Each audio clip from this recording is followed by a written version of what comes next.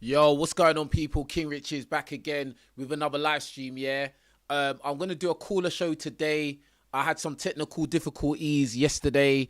I was talking about my life and time on YouTube. I've been doing YouTube for like 10 years, and yeah, I'm not really happy with the results I've got so far. I managed to reach 100,000 subscribers on YouTube, something that is a big achievement. That's like 1% of all people on YouTube are going to reach that. But like, I still feel like I've been treated poorly. But a lot of people had a lot of things to say about my live stream yesterday. A lot of positive things, but there was the odd, hater there that had something to say that was negative. And I want to do a cooler show where you guys can call in and actually speak your mind, tell me what you think, critique me, ask me questions, whatever. Do you get what I'm saying? I think it's interesting talking to you guys. And obviously you lot didn't get a chance to talk to me yesterday. All right. So, yeah, let me just put the link in the chat.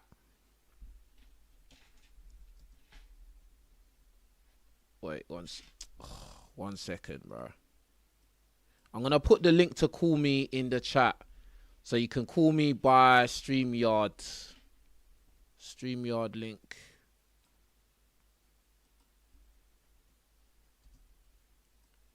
Hold on.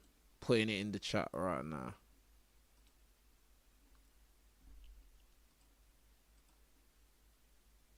Boom. It's right there. Right there. Right there. So moderators, if you can, I see Daniel in here. Just spam the link to call in the chat. That'll be appreciated. Do you get what I'm saying? So yeah, boom. That's that. So all right. So the link to call in is there. But yeah, man. Like, my opinion about what I was saying yesterday has not changed. I'm still very frustrated with YouTube. Even the video that I did yesterday, the live stream I did yesterday, when I look at that live stream, by the amount of likes I got underneath the video, it still didn't get the amount of views that it should have. It's annoying, it's jarring. As I said, I got a lot of comments from people. Some were negative. Some people I had to just block because they were just there to be antagonizing. And yeah, that's about it. I want to talk about some stuff that I do regret, though, right?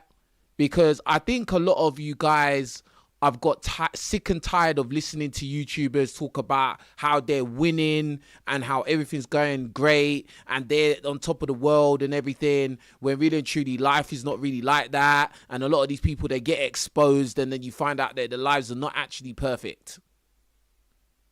Do you get what I'm saying? You actually find out their lives are less than perfect. Do you get what I'm saying? I never claimed I was perfect, despite what some of you people may think. All right. So anyway, I'm going to start reading out some of the comments I got from yesterday's live stream. If you can, like the video, that would be much appreciated. I know most of you won't, though, so I'm not even going to trip. But yeah. All right, cool. Hold on.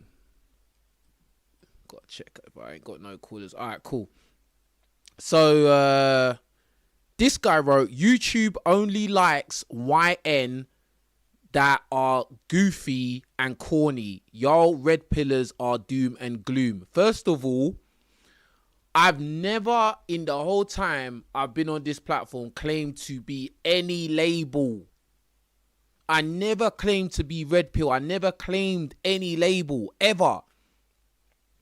The only thing I ever said about myself is I'm a reporter of reality. I report the truth of reality, what's going on. I'm a guy that's done and lived a certain type of life. I've had different experiences in life and I report what I've learned, the patterns which I've noticed. I don't claim that I'm holier than anyone else. I don't claim that I'm the smartest guy or the best looking guy or or the toughest guy or anything like that. A lot of my haters, they project their own flaws and weaknesses and insecurities on me and say, oh, King Richards, you think you're a tough guy. Oh, you think you're good looking. Oh, you're this, you're that. Like, bro, I never claimed any of these things, bro. Like, I'm just a normal black guy that lives in the real world. Like, that has literally stepped outside of my house more than a couple times. But it is what it is, man. As I said, I never claimed any title, label, or anything like that. I never said, oh, red pill gang. Like, never, bro. I just speak on what I know to be true or what I believe to be true, especially in terms of dating and all of this kind of stuff. And like, bruh, if it makes me any of these labels, then whatever. But like, for me personally, I'm just a real person, a real guy, and that's it. And that is literally it, fam. But in terms of what this person said about YouTube only likes young ends that are goofy and corny. Yeah, that's true. Social media is all about how much money you got and how young you are. That's all it's about, bro. Like, that is all it's about. Big up Daniel, big up Doug, MPA, big up Daniel in the chat. Yeah, 2 mods that I can see in the chat right now. Like, social media's all about how young you are and how much money you've got. So if you're young, you can get away with just being whatever because you're young, innit? Like, and other kids will follow. Like, the thing about being young as well is just like, other young people are going to follow you. If you've got any kind of following, you're just going to build a big following. Do you get what I'm saying? Because young people are more inclined to jump on the bandwagon. Whereas like older people, like adults, they're more inclined to be pessimistic. They're more inclined to not want to listen to what you got to say. Adults are going to feel like, this guy doesn't know what he's talking about. I know more than he does. He's not better than me. Why should I listen to him? That's what happens. And then the only way you can counteract that is if you've got a lot of money, because in this world, if you've got a lot of money now, a lot of people are going to respect you just automatically because you have more money than they have, or it looks like you have more money than they have. That's why everyone on YouTube acts like they're super rich. That's why every guy on YouTube is a high value man. You know? I was listening to one video earlier today. It was like this white boy in America, and he was talking about why he prefers being single and why being single is smart for most guys these days and blah blah blah. And then he started banging on about how he's a high value male and he's not normal and he's high value. And I'm like, brother, shut up, bro. Like, you're a normal guy, bro. Take it easy, fam. Like, you got a YouTube channel. That's fine, bro. Like, you got the views. Cool. But, like, bro, take it easy, fam. You know, Kevin Samuels came out a few years ago and then he started banging on about high value man, and then everyone jumped on that bandwagon. The guys jumped on it because all the guys want to be classed as high value men, and all these women want to be with a high value man who's going to pay all their bills. Before that, no one was talking about that crap. Do you get what I'm saying? And that's why I never joined that bandwagon. I always thought it was silly. Do you get what I'm saying? But anyway,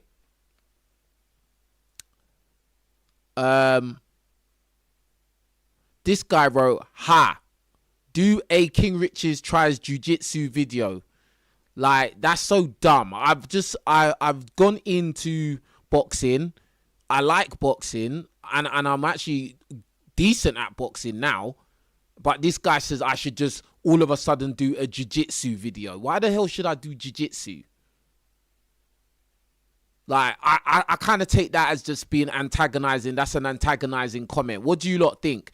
And how many likes are under this video? Guys, you lot tell me how many likes are under this video.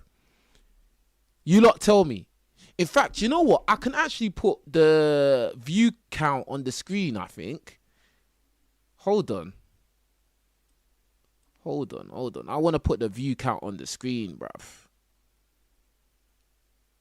Where is that? I swear I had it before. View account, that's it. View account. Hold on. Where is it though? Oh.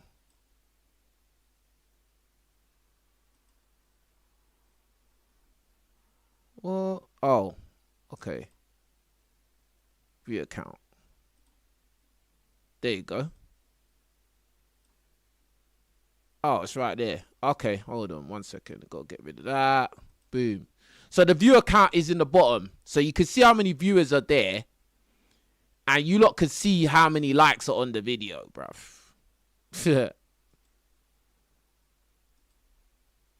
Where's this other one? View account. Alright, cool. Hold on. I wanna make that bigger.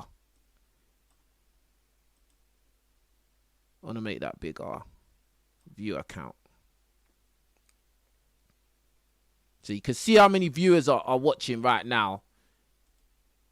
Let's see. Can I get the likes on the screen as well?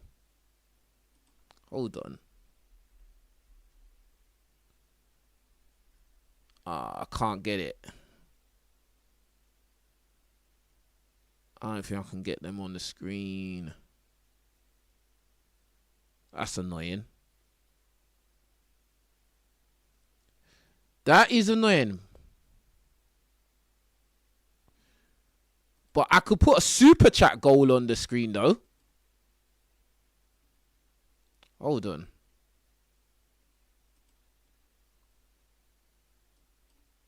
Super chat goal. All right, hold on. Hold on, guys. 28 likes. Someone in the chat said we got 28 likes. That's respectable.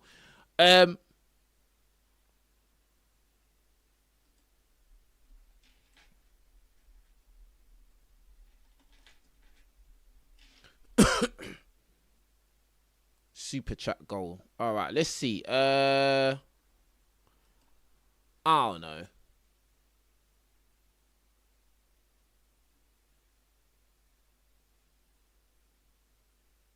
Start goal. And let's say month. What's the month today? I'm probably just like in my own world. Sorry, guys. I will get back into this. Let's say the end of this month. All right. 5th.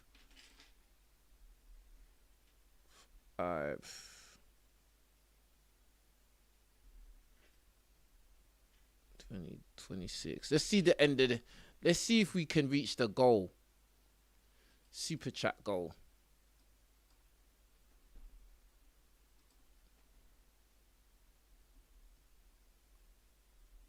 Super chat goal. All right, cool.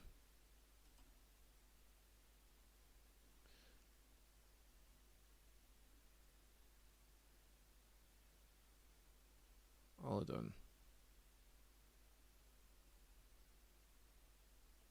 All right, F it. I'm just going to put it there. F it. I got a super chat goal there as well. F it.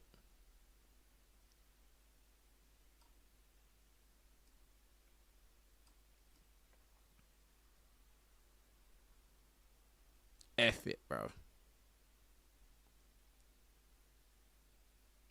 That's too big, though. It's way too big. Put that there. Should just put it there.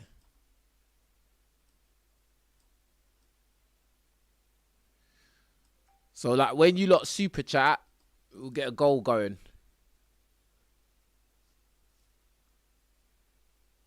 Actually, nah. Hey, what do you lot think? Do you lot think I should put a super chat goal there?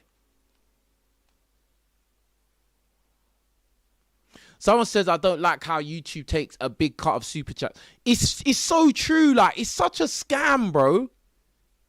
Like, it's such a scam, bro. Like, it is actually a scam, bro.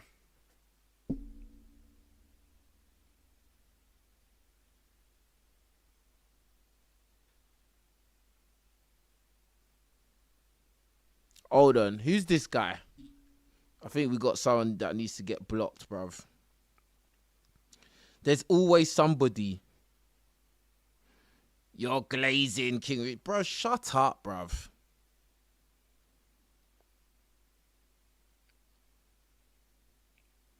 If a guy's supporting what I'm doing, he's glazing. Shut up, bruv. You're blocked, bruv. Get out of here. This is what I'm saying. Like, this is my problem in life, yeah. I feel like, and somebody said it to me in the comments, and I had to block them. They was like, "Oh, look at you, like crying and complaining. Like, it's funny. You're crying and complaining and all this stuff." And I'm just like, bro, like, why is it there's some people that just believe that I should be failing, I deserve to fail or something, bro? I don't get that, bro. Like, what have I done that was so evil in the universe that me personally, out of all these evil, bad people, demonic, sly, slimy, snaky, ratty people, nah, I'm the one that should not get any support. I shouldn't get any growth. I shouldn't get any success in what I'm doing. No. Bruh, like, I swear, some of you lot, I just, like, I'll just be real with you. I'll be so honest, yeah? I'll be so honest, yeah? Like, the way I feel about people that hate on me, like, I really pray for some really dark things happen to them, bro. Like, seriously. Anyway, we got a caller. Let's see what we got. Yo. Yo, Yo. King Oh, yeah, Riches, you're from yesterday. it was me from yesterday, my bro. Yeah, Yeah, what you bro. saying? Thank you for inviting me. Uh, no, nothing, bro. I just wanted to ask you some questions, about life and stuff like that, because I think you gave very good advice, my bro, and I think you shouldn't listen on these fucking haters. I think you do great, my bro, and I think you will achieve big things if you continue Amen, like man. this. Amen. I appreciate that, man. Thank you, bro. Thank you. So basically, King Riches, or bro, what's your real name? Can I call your real name? Nah, What is your name? just call me King, bro. It's calm, bro. Yeah, Or Rich, yeah, or or call me Rich. yeah. Yeah, bro. So, Rich, basically, I'm like a young dude. I'm in my 20s, and first question I have is like, what do you think like a man should focus on if he's in his 20s? Like, what should you do? Like, should you focus on getting money? Should you train hard? Should you start a business? Should you travel? What do you think? Like, what do you think is the most Everything. important? Everything, Everything. Do you right? know why I say everything and I say that so confidently, yeah? Because you have the Why, bro? energy and the youth to do it, bro. Like, you see, if you're in Yeah, your 20s, if you're 20 years old, yeah, like, yeah, there's nothing stopping you and you have the energy to do it and you don't have the responsibilities holding you back. The yeah, only thing that can yeah, stop you is a lack of finances. That's the only thing. And really and truly, at that stage, no one expects you to be a millionaire anyway. yeah, So yeah, you don't really have nothing holding you back. You could be, and plus another thing, you don't have to be working any serious job. You could just yeah, be working in yeah, a warehouse. No one is gonna be looking at you weird because you're 20 years old and you work in a warehouse. No yeah, one's going to look at yeah, you weird because you live at home with your parents or you don't have no yeah, car. No one's going to be looking at you weird.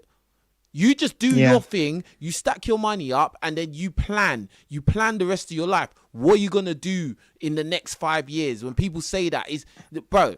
And another thing is, yeah, don't look at social media too much and get too hung up on what other people are doing. When you see them in supercars, on yachts, they're in holidays, they got yeah, Rolexes and bust down yeah, chains and all of this stuff. yeah, Like, just ignore that crap, bro. Even ignore all these yeah, YouTubers, all these influencers, these rappers, these people. Just ignore all of that. You do your thing and don't listen to not what no stupid girl is talking about. Oh yeah, I want a guy that has this and that, bro. Just do your thing, bro.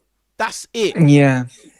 Yeah, that's it really. But King Riches, I have a question also about, like, we can get back into the question I asked you just now. But the other question I have is, like, I want to give you a quick background check. So basically, right now I have a girlfriend, and I've been with her for um, I've known her for since 2023, but I officially got together with her in 2024. So in September. So this autumn it will be like 2 years, and the relationship was going really really well in the beginning. She was the one, like, who took initiative, she was the one who liked me. Like, of course I love her also, like, we both loved each other, but she was the one, like, she didn't make it hard for me. No games, no nothing. We both liked each other. We both were each other's first love and stuff like that. Everything was going great, and we're still together today. So it's not that, but things have changed a lot during these 2 years. I feel like I've done some things, like I've got more feminized when I been with her, and I think that she doesn't respect me as much as she did 2 years ago. Like, now she likes me, I think, and I don't, like, I'm not nervous that she's maybe talking to other guys or cheating. Absolutely not. But I think that she's lost respect for me. If I, for example, Why are you say getting something, if feminine I, for? I don't know, bro. I don't know. I don't know. I don't know. What do you Like, mean? Okay, what do you mean by you got feminine? What do you mean by that? I mean that, like, I don't know how to explain. I'm just listening to her. If she's getting angry, I'm saying, like, yo, it's okay. I can do this and that just to make you happy, and like stuff like that. And That if doesn't she's, that doesn't listen. It's not feminine yeah, because you're listening to your missus. That doesn't make you yeah, feminine okay, necessarily. But listen, at the end of the day, look, let me put it like this to you yeah, straight. Yeah, if your woman don't respect you, it's done, bro. Is she? yeah, I'm just gonna be cold with you, bro. Like, if she's not respecting you, it's done. Because once she lost respect for you. That's when she could start doing all kinds yeah. of other crap to you, bro. Yeah, yeah, yeah, yeah. King Wishes, like, I feel like she loves me, but she doesn't respect me. If you know what I Yeah, mean. I know exactly what you mean. So like, you have a lot of girls, like, you've been dating. I've seen your videos, everything like that. Like, King Wishes, how important is girls in your life? Like, do you even care about girls? Like, I don't want other girls, like, I don't care that much. I just want to have a good stable relationship with this girl, because I feel like at the end of the day most girls are the same, and I like my girl very much and stuff like that. But she doesn't respect me, and she pissing me off. She telling me, you shut up here, there, but I also What tell her to country are shut you up. from? So bro, I'm live in Sweden, but I'm Persian. Oh, okay.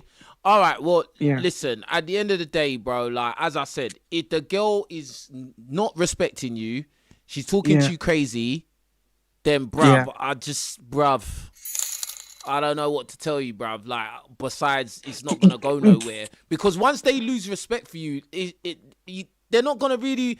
How are you gonna get it back? yeah, yeah. You're not That's really my gonna get question. it Do you back, think, bro. is there any Like, way back? Is there any way? Because nah. because No, bro, nah. like, bro, listen, bro, yeah? You said you're in your 20s anyway, and hey, Yeah, you lot hitting the 21, super hold 21. on, hold on. You lot in this hitting the super chat. I'ma shout out your super chats, don't worry. The super chat goal is right here. Yeah. But anyway, you asked me what do I care about women right now, bruh. Yeah, Like, right now, I've got a girl, yeah? yeah, But my thing is this, like, I need to be focused on what I need to do. Because at the end yeah, of the yeah, yeah, day, yeah, if this relationship dissolves, I still need yeah, to do what I got to do. No, I yeah, can't yeah, yeah. blame, because I was with this girl and she distracted me from what I was supposed to be doing. So it's her fault Yeah, why I ended up a yeah, waste man. I yeah, can't do that, bruv. Now, yeah, when you're yeah, with a yeah. girl, a lot of times they're gonna want to take up a lot of your time, bro. And that's where you Exactly. need to But be smart. You need to yeah, be yeah, yeah, smart yeah, on the time you yeah. allocate to them. And But then when you need to do stuff for you, you yeah, gotta do that stuff, bro. yeah, yeah, It yeah. don't But matter. but And if but she ain't a part of your listen, stop talking, bro, yeah, because I'm trying to help you, bro. Oh, sorry, Yeah. sorry. When you're with a girl and she doesn't understand, or she's making it difficult for you to do the things that you need to do, bro, especially at your young age, I'm just being honest with you.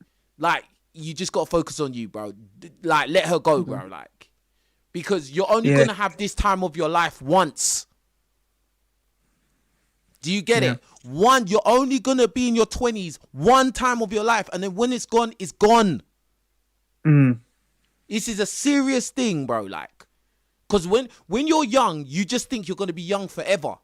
Because I remember when I was yeah. 20 and How old 19 and are you, King 18. Riches? How old are you, Well, bro? don't worry about that. Yeah, What I'm trying to say to you right now is that time is a commodity you can't get back, bro. So you need to be very, very, very good with what you do with your time, especially in your youth. If you want to build a business, you want to travel, you want to go and learn a skill that could bring you some income, bruh. You need to prioritize that in your youth. It's very, very important. Do not prioritize the girl, bro. Because if yeah, you do that, I'm telling you, it's gonna fuck up. 100%. yeah, yeah. But yeah, but King Riches, the thing is that I don't want any other girl. I just focus on one girl. But do you think that can still fuck you up? Nah, I'm not saying I'm not saying to go and dump your girl, but what I'm saying is, if she Yeah, doesn't understand that you're trying to get somewhere in life, yeah, and that by you getting to where you need to get in life, that's gonna benefit her as well. If she can't get her head around that, bro, like, then, yeah. bruh, she has to go and do whatever she has to go and do, bro. Yeah. So King Rich is basically, I know what you're talking about, but thank God, I think that my girl is like she cooperative with me. She let me focus on my things mostly. Sometimes she can be very annoying, of course, and fuck up my days here and there, but overall she's all right in that sense. But Mm-hmm. my biggest concern is that the thing I was talking to you about earlier in the how do you say it, in the fucking Try not to swear how too much, bro. uh yeah, yeah, in the phone, or yeah, in the call, sorry, yeah, in the call, is that my biggest concern is that she doesn't respect me. She can be very rude, telling me things, you know what I mean, and But I don't listen, like listen, listen, that. listen, listen, listen, bro. All right? This is very simple. Like, and a lot of times guys make this more complicated. If Yeah, she doesn't respect you and she's talking to you like crap, yeah, and she's gonna continue to do it, then, bro, you need to let that go, bruv. Because that respect is yeah, not gonna come back. I'm just being honest with you. There's Once they lose yeah, respect for you, there's not really much you can do to get it back, bro. Like, you need to hold yeah, on to that the whole time. And you yeah, need to be firm when you say. And another thing about it, yeah, when you say things to them, you need to be firm and stand on what you're saying. yeah, If you flip flop and go back and forth and you let things slide and all of this kind of crap, then of course they're never gonna respect you, because they're gonna be like, well, even if I treat this guy like crap, there's no consequence to this anyway. yeah, So it doesn't matter. Like, I can carry on. He's exactly. gonna get upset now, but guess what? He's gonna forgive me anyway. So, bro, like, this is why you have to be very, like, just stand on what you say and mean what you say, bro. Like, Yeah. Yeah, yeah. Yeah, of course, bro, of course. Yeah, I will try my best, King Riches, but don't try your I'm best, stuck. just do it. Don't try your best, just do it, bro. Yeah, yeah. That was it basically, and yeah, I wonder also, King Riches, like, what do you think I should train, like, when it comes to martial arts? Do you think I should do martial Whatever you arts? want, bruv. It's up to you. It's whatever you're interested in. It's not me doing it. It's you. So if Yeah, you like boxing, do boxing. If you like Muay Thai, if you like Muay Thai. If you want to yeah, do MMA, then go and do MMA, bruv. Like, if you want to do karate, go and do karate. It's up to yeah, you. If you want to do kickboxing, do kickboxing. It's up to you. It's what you would like to do. Do you get what I'm yeah. saying? It's not up to me to tell you what you like. Yeah, but I mean, like, how important is self-defense and like learning a martial art? I think Uh, it's in every man's best interest. In not even just man. I think it's in everyone's best interest to learn some kind of self defense because we live in a dangerous world yeah, and you yeah, don't know what's around the next corner. So it's probably best that everybody learns to at least defend themselves to a certain degree, and then learn how to, yeah, and then at the best learn how to run away if you're in danger. yeah. Of course, man. Uh, Is that it's it? true. Yeah, yeah. Sorry for taking up your time, bro. It was just this questions. So, yeah, it was that was it basically. I'm going to follow you. Of course, I already follow you, and I will be watching your videos and stuff like that. So, yeah, you will have my support, brother, and I wish you the best I appreciate of that, man. luck. I appreciate that. It means a lot, man. Trust me. And you're all the way in. Where are you at again? Sweden, bro, Sweden. Sweden. Awesome, awesome, Yes. awesome. I appreciate that, man. It means a lot. So just carry on supporting, carry on watching, and yeah, just like God bless, bro. Thank you, King Richard. Maybe I join one more time, another time, Yeah, yeah, next yeah. time. I Join don't back know. another Yeah, time, bro. It's all good. yeah. All right, man. Thank you, Take King care, bro. Richard. All You right, too. awesome, Bye. awesome. Doug, Yo, what's up, man? what's going on, bro? So, first off, guys, when King Richard says that he's put in the work, he has. I remember when I first found you, I think it was 2018 or 19, and I'd always catch the end of your 3 hour long shows when you were just tired and you were taking calls for hours. So, guys, make sure to show King Richard your support. Super chat this man. We got to figure out a way to get him over this hump because you remember I got divorced in the 2010s and your videos really helped me from bouncing back from that. So I'm really glad to still be here and supporting you after all these years, and just let us know how we can support you, man. Seriously. Also, I listen. Just being here and just liking the videos, like just be consistently just watching and giving me feedback on what is good, what I'm messing up, because the thing is that people think that I don't like hearing critique, but I do. But like,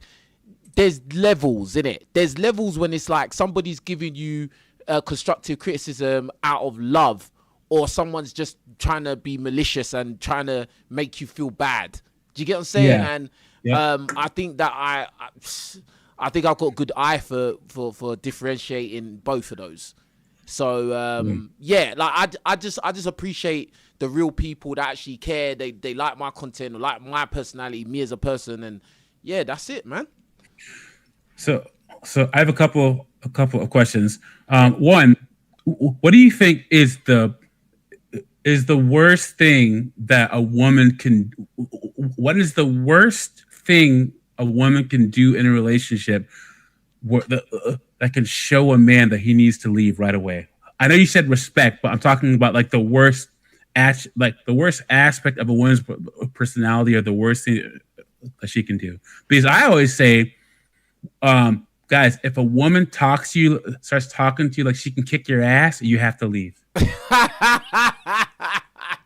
Yeah, Is man. there anything Nah, worse it's than that, King Riches? mad. Is there anything worse than a It's woman that starts talking to you like she can kick your ass? that you see that, yeah. That is one of the most triggering things for me. Like if a woman starts talking like crazy, and I'm just like, and I just look at them and I think, do you think you could beat me up or something? Like the way you're talking, like you can't actually beat up anyone. Like really, you Yep. should be the nicest person walking around all the time. Do you get Yep. what I'm saying? Like, what is going on here? Like, do you get what I'm saying? So it's just, I think like it's just a lack of respect and like just talking to anyhow, and especially if they're willing to embarrass you in public. Yep. Like, if they talk crazy to you in public, oh my god, bro. Like, yeah, that's someone you need to get away from, bro. Yeah, Definitely. because a woman talking to you like that, it encompasses everything, every negative thing a woman can do in general to a man, all in one action. You Mm-hmm. understand what I'm saying? Mm-hmm. Um, I think so. I would say that's number one, and then like oversharing is number two. Like if you get with all these women on TikTok and Instagram that have to say their truth online. Oh, what do you think? Okay. I wanted to ask you this question. Let's say that you and your girl were serious, or maybe even married. What would be worse? Your girl starting a podcast, or your girl going into politics? Which one would be worse? My girl starting a podcast. Oh hell no, that's crazy as hell, bro.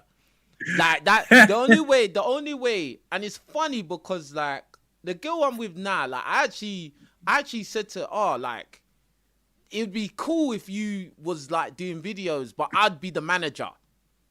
Do you get what I'm saying? I'd be the manager, like, do you get what I'm saying? Like, cause she's funny in it, but like, as in like, if she was trying to, like, I'm with a girl and she's trying to be some kind of influencer on her own, and nah, man, I don't want that. I don't want no girl trying to be no influencer. I don't want that. But you know why, right? It's because you would be what she talks about all the time. Yeah, she wouldn't be able. She would literally listen.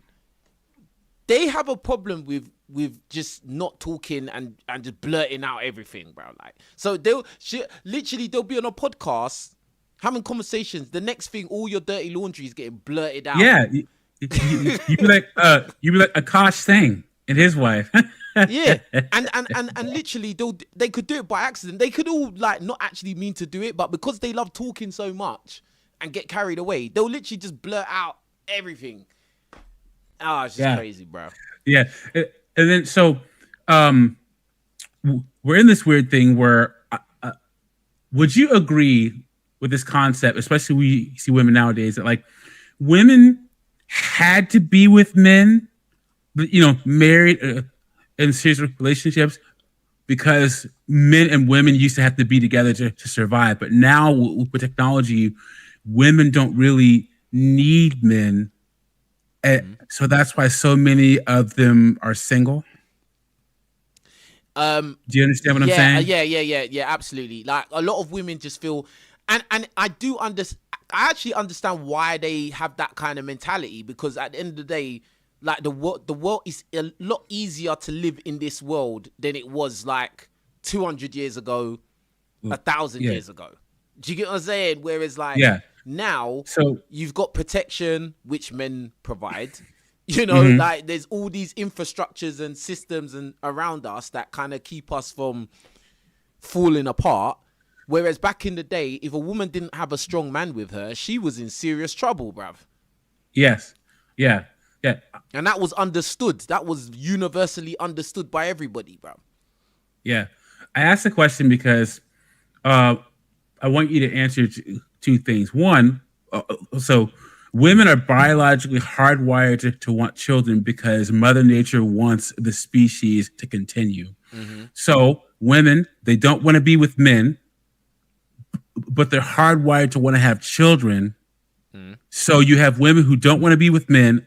I would argue don't even want to be mothers, but are still biologically hardwired to have children. So you have women who don't want to get married, who don't want to raise a child, but can't resist the biology built into them to have children. Does that make sense to you? No, yeah. What is your sorry? Because I read something. Hold on. Someone wrote something really stupid in the chat. King Riches, be honest. Do you ever get scared when you see guys that are mad tall? I'm talking like 6'10", bro. Let me tell you one thing. Number one, that sounds like you must get scared when you see tall guys. For you to ask a question like that, that must be something that you worry about in your own life. Number one. Number two, no.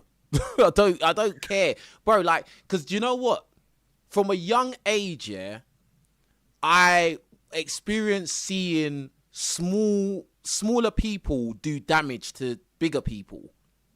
So I never, and I mean on the street, in real life, in street life. So I never really got that sense of, tall. The only time this whole tall thing comes into effect is when you're talking to women. That's the only time. Women, it's only women that make it a thing. Oh, the guy's tall, the guy's tall. It's women that make that a talking point. Because guys know that it's bruv, guys understand the truth about physical threats.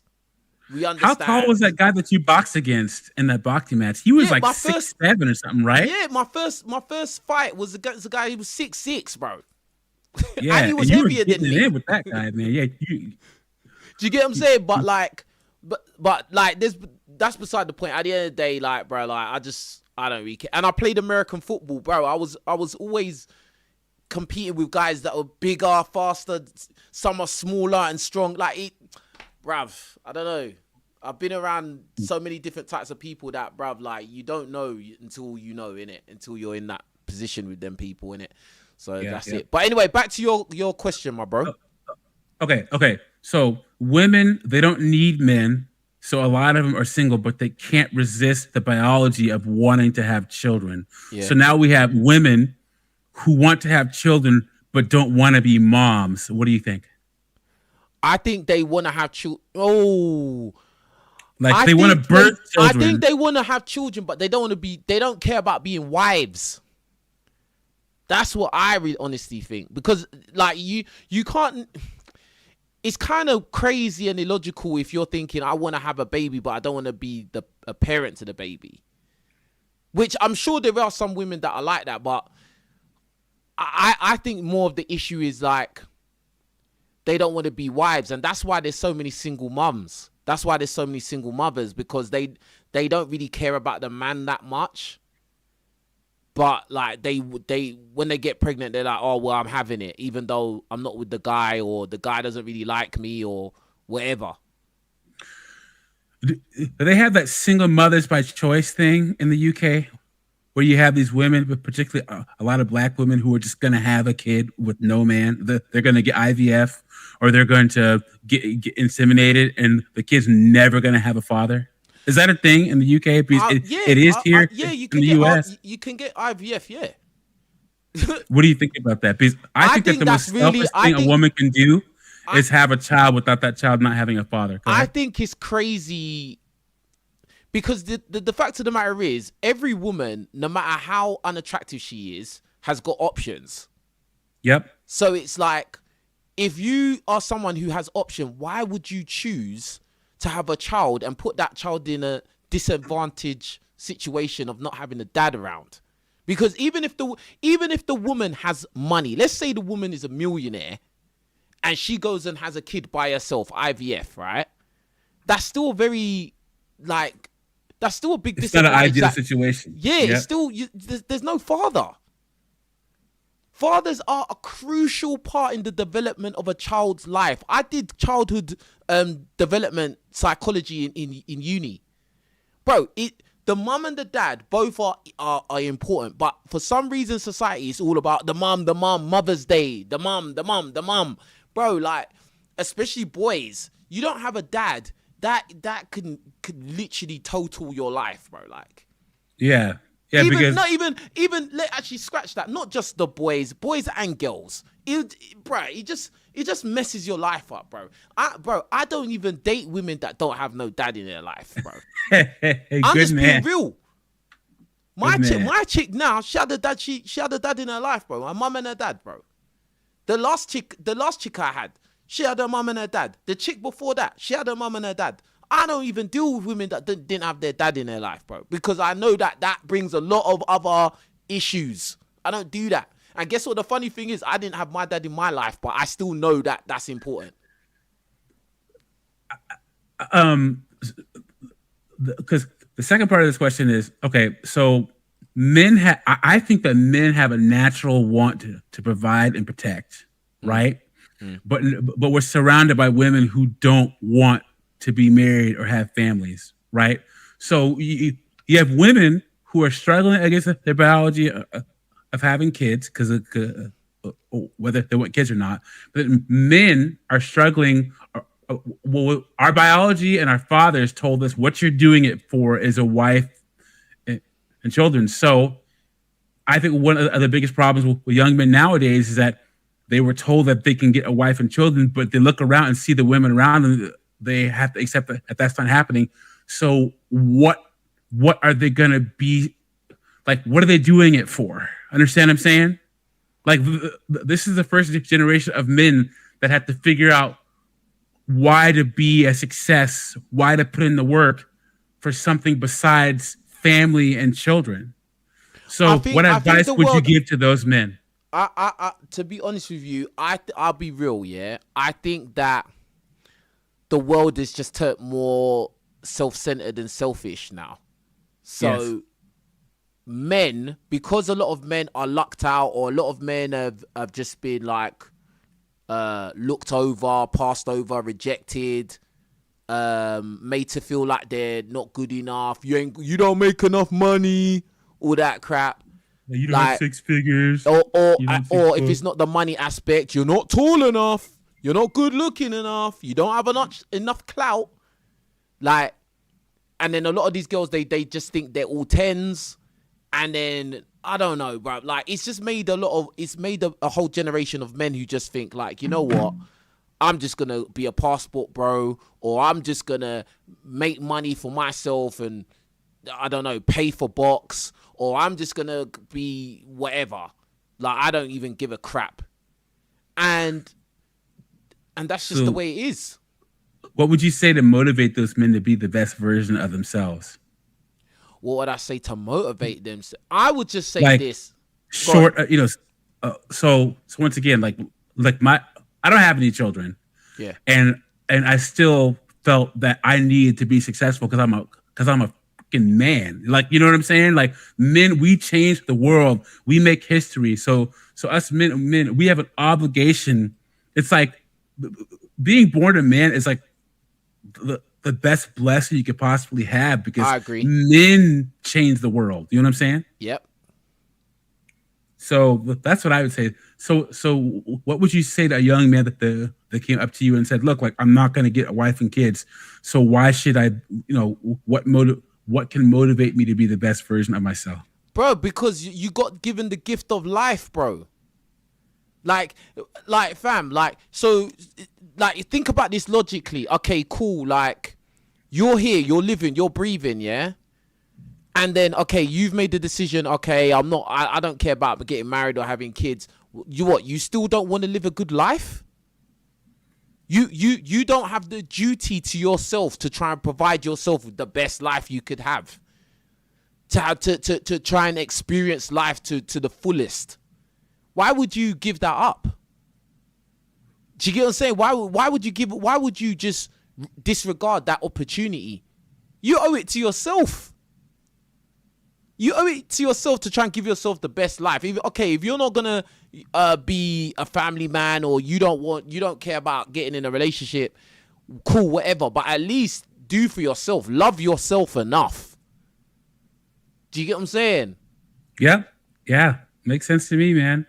I think that there needs to be more content tailored around these guys, because I know that there's like Gen Z men have had to. It's like that stat where they say, oh yeah, 55% of men under 30 in the U.S. say that they still value a wife and a family, whereas only 22% of women value it. So that means men want, the biggest difference between men and women is that we're more honest and we're more able to accept that we're not going to get something, i.e., the number one job that men want in the United States, if you ask them, is to be an NFL quarterback.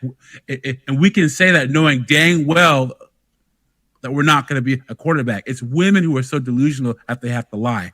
So a lot of guys are going to say that they want a wife and kids, knowing that they're not going to get it. So there needs to be content tailored to these men who are trying to find a purpose outside of what our fathers had, you know? I think I would say in addition that I think guys need to see the options that are available as well, because sometimes, depending on your location, especially if you're living in Western countries environment, like say you're an average guy and you're living in New York, I could only imagine how you feel there, bro. Like, in terms of trying to date women, like, and you're in New York. My brother lives there. I know New York. I know it's not like, it's a very expensive place, and the competition is sky high, bruv. Yep. And the women have that classic personality attitude of They all think they're 10s. They all think they deserve an NBA player. They all think some crazy stuff. And it's just like, bruv. And they have that New York attitude. Attitude. Like, oh, dude, God. it's bad in New York. It's bad, bro. Like, and then like, bro, like, it goes across the board as well.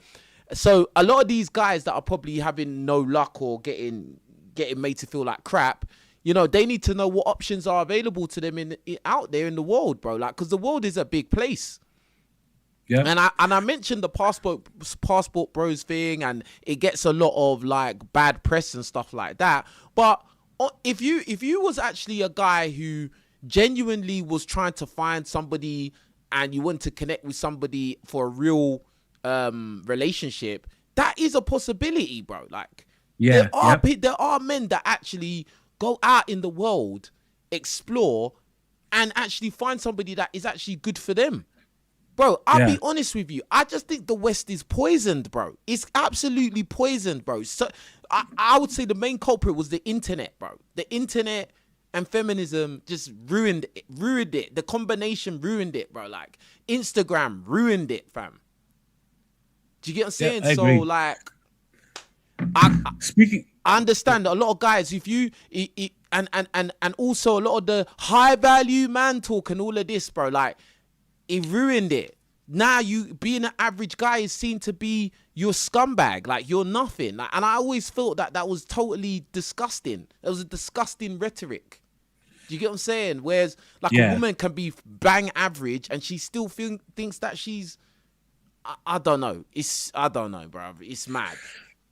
I'm gonna add a little twist to the passport bro thing, because it's funny how women in the West are like, all those women that you can meet overseas, all they want is something from the man. All women want something from all men. We talking about. Mm-hmm. Number two, most men, especially the average guy, will never know what genuine desire sex is like from a woman.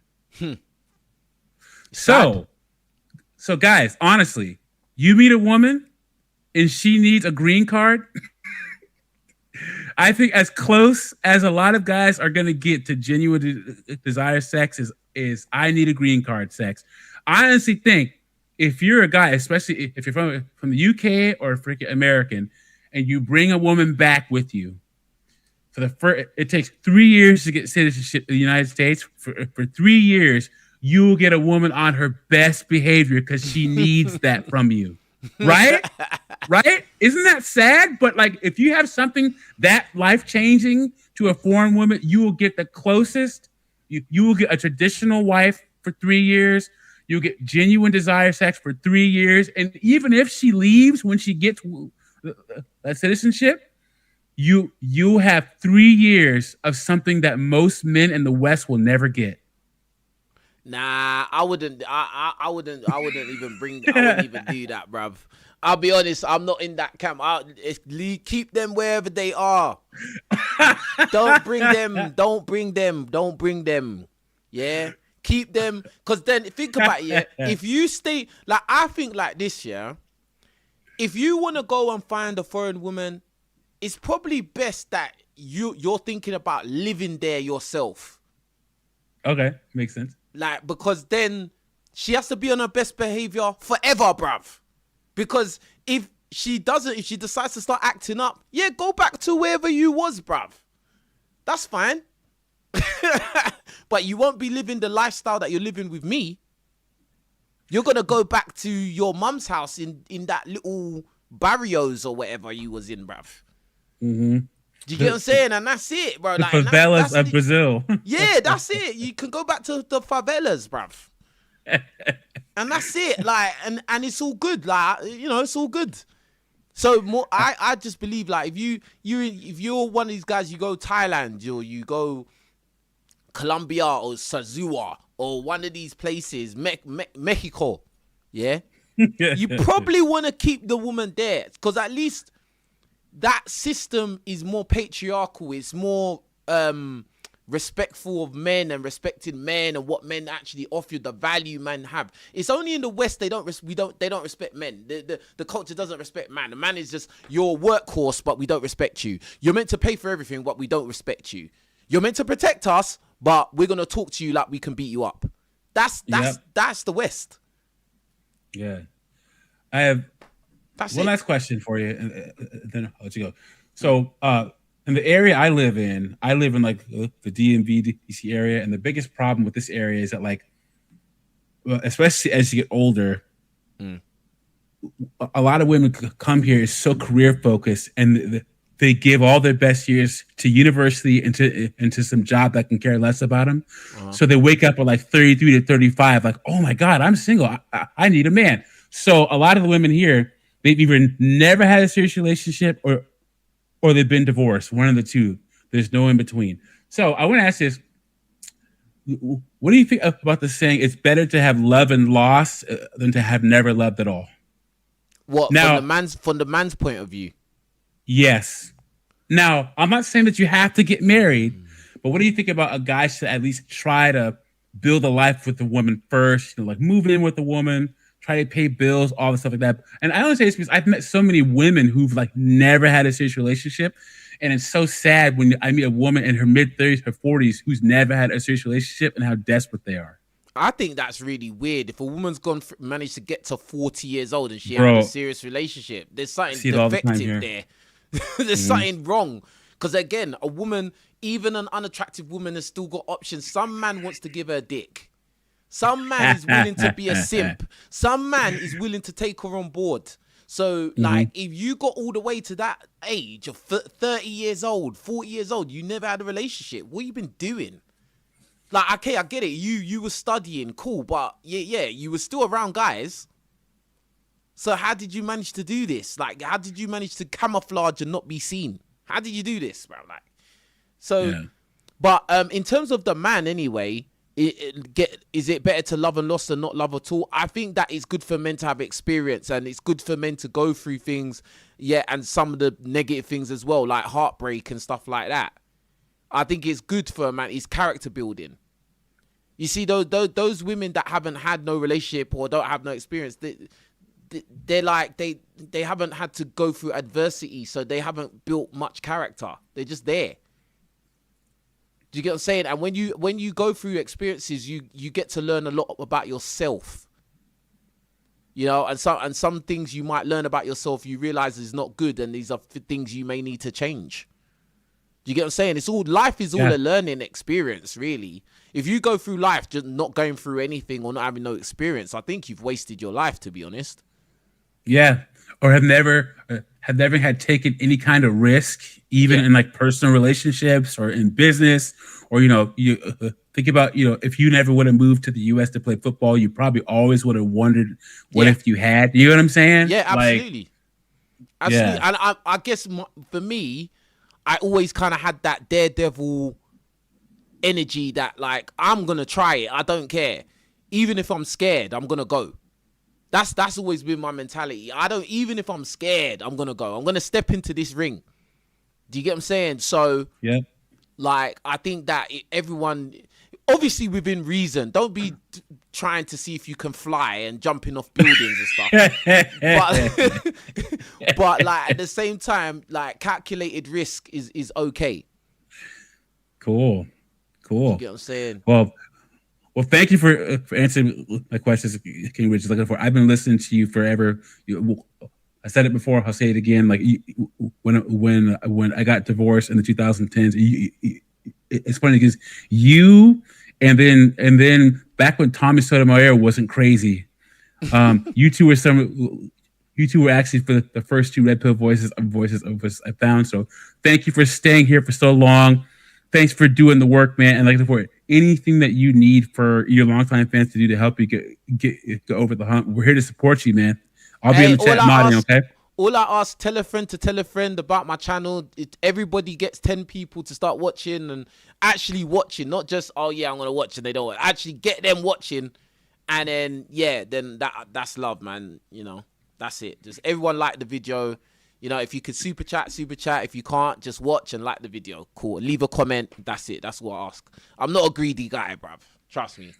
So, yeah, all right, brother. Always good talking to you. Have a good one, okay? All right. Take care, bro. Take care, man. Big up, Doug. All right, cool. Let me read the super chat so far. As you can see, there's a super chat goal down here. Yeah, for the next 18 days, let's get to $100. See, I'm not a greedy guy. Some of these other YouTubers, they'll be putting $1,000. Let's get to $1,000 by the end of the month. Like, I'm not a greedy guy, bruv. Like, crazy. But anyway, big up to A London for the super chat. He says, YouTube, I beg you give King Richards his plaque, but big up to you. Yeah, they need to just give me my plaque and stop being a-holes. Big up Daniel for the super chat. He says, caller, never lose your frame and yourself when woman enters your life. Facts. Yeah, when that caller was talking about his girl is being rude and like all of that, bro, unless she's bringing some serious benefit to your life and really, I mean, real benefit to your life, not just helping you bust nuts, yeah? If she's not bringing you no serious benefit and she's just being rude and stuff like that, bro, just worry about yourself. You're at that stage in life where you need to be serious about what you need to do for you. And yes, people are going to say that's selfish. I know. That's fine. All right? All right. Big up Daniel again. He says, put yourself first. Big up to A London again. He says, do you think the hype feature has also murked YouTube? Yeah, I think the hype feature has messed up YouTube. I think the YouTube has messed up YouTube as well, bruv. I think the YouTube algorithm has messed up YouTube. I think back in the day, you could actually grow kind of quickly and organically. But now it's just like some weird system. Even the homepage has changed. So now it like they don't really show that many videos or in front of the audience. Short form content has messed up everything. All the TikTok, Instagram Reels messed up everything, bro. Because now YouTube is competing with TikTok for those 30-second, 10-second videos, which in reality they do not help YouTubers. Because if you noticed on my YouTube channel, I got rid of all my YouTube shorts. Why? You're gonna ask. Because the YouTube shorts, it gets subscribers, it gets views, but those viewers don't watch your long form videos. All right? They don't watch your long form videos. So what happens is your YouTube channel turns into a shorts channel. And YouTube shorts don't make no money, bruv. I have YouTube shorts that I deleted that were on millions of views. Millions. Me, little old me, King Riches, that is crying and complaining about views. Bro, I had YouTube shorts that were on millions of views, bro. But guess what? That don't mean shit. It don't mean nothing. Right? Them views don't mean nothing. Them little short videos, they don't make no money, bro. So what's the point? And then the viewers or the subscribers that come from those YouTube shorts, they don't watch the long form content. Those are doom scrollers. And that's just the truth. And that's why I know a lot of my 100,000 subscribers, they've come from those millions of views YouTube shorts. And a lot of those people, they don't watch my videos. They're not watching my live streams. That's how it happened. That's how it goes. All right. Big up to A London for another super chat. He says, bun King Rich's haters. Big up to A London, man. Did I make you a mod already, bruv? Hold on. I have to make A London a mod, bruv. Real talk. To make A London a mod. Big up Doug MPA for the super chat. Appreciate you, my brother. He says, we'll always support you and your channel, my bro. Good job crossing 100,000 subs. Thanks for answering my questions. Keep throwing hands with giants in the boxing ring. Absolutely, bro.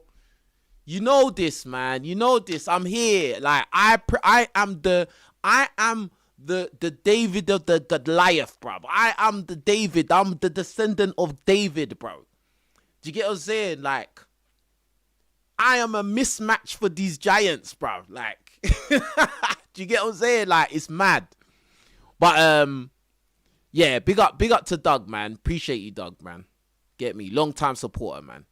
All right, cool. Let's get to another caller. AJ.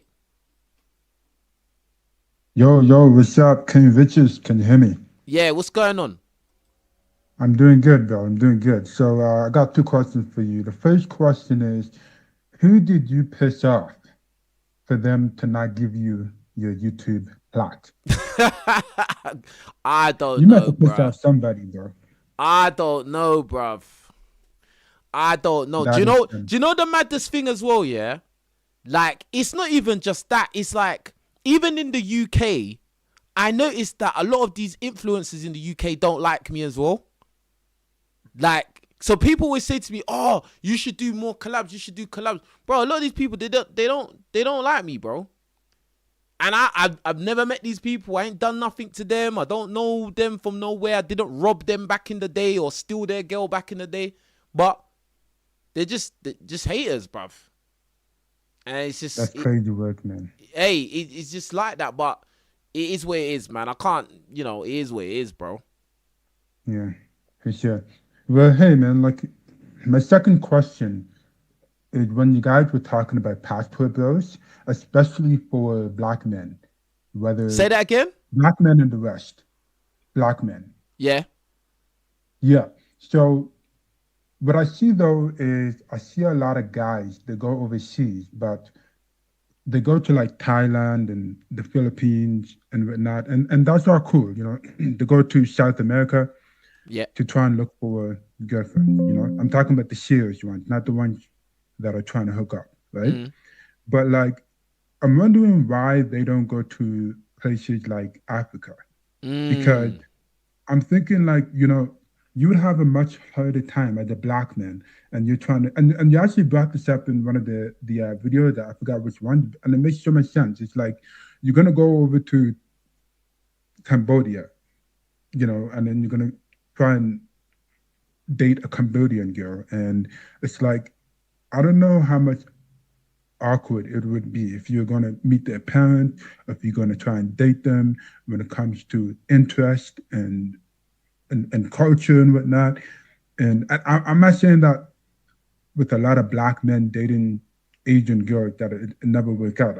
I'm sure there's plenty of successful black brothers that have. But I mean, like, wouldn't it be a lot more simpler and easier if you go to Africa and date within your own? Because there's just so much.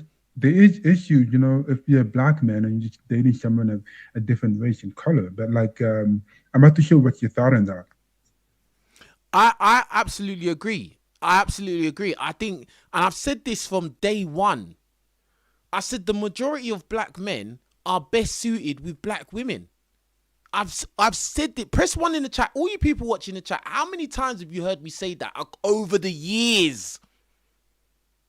Like, as a black man, whether you're African American, you're black Brit, you're Caribbean, you're an African, bruv, your best bet of success is to be with a black woman, bro. Or at best, or at the very least, rather, or the very least, a mixed race woman who is black, as in, like, has a black mentality. Do you get what I'm saying? Like, because when you start, and listen, I'm a guy, I've done a lot of interracial dating. In fact, I for a long time, I had the stigma of, oh, King Richards only likes white girls, which was always a lie.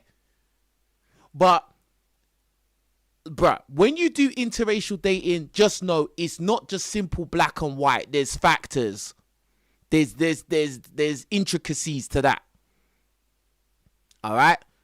So, just what you said, you know, a lot of these guys, they're so desperate to go Thailand and Vietnam and I don't know. They want to do all the South American countries and all of this stuff. And I'm like, bruv, all these Caribbean islands are right there, but you're going flipping, you want to get not even the Afro Latinas. You want those white Latinas, bruv. Where their whole culture is very, very anti-black. Yes. It don't make no sense that you want to go to the Far East where their culture is, for the most part, is anti-black. They a lot of those people actually try to make themselves look more white, bro. and they're not even black. That's very true. And you want to Very go true. there to find your missus. I just don't understand it, bruv. I don't understand But it. you know, the thing is, I got a follow-up question.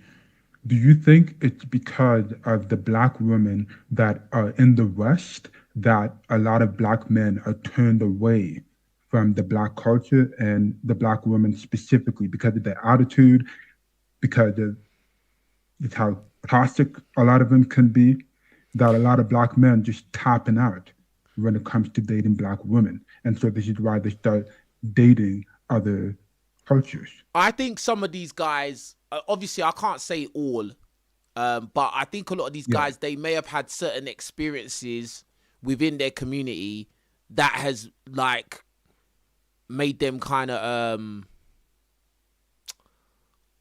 I don't know, like it's made them just want to go into a completely different community.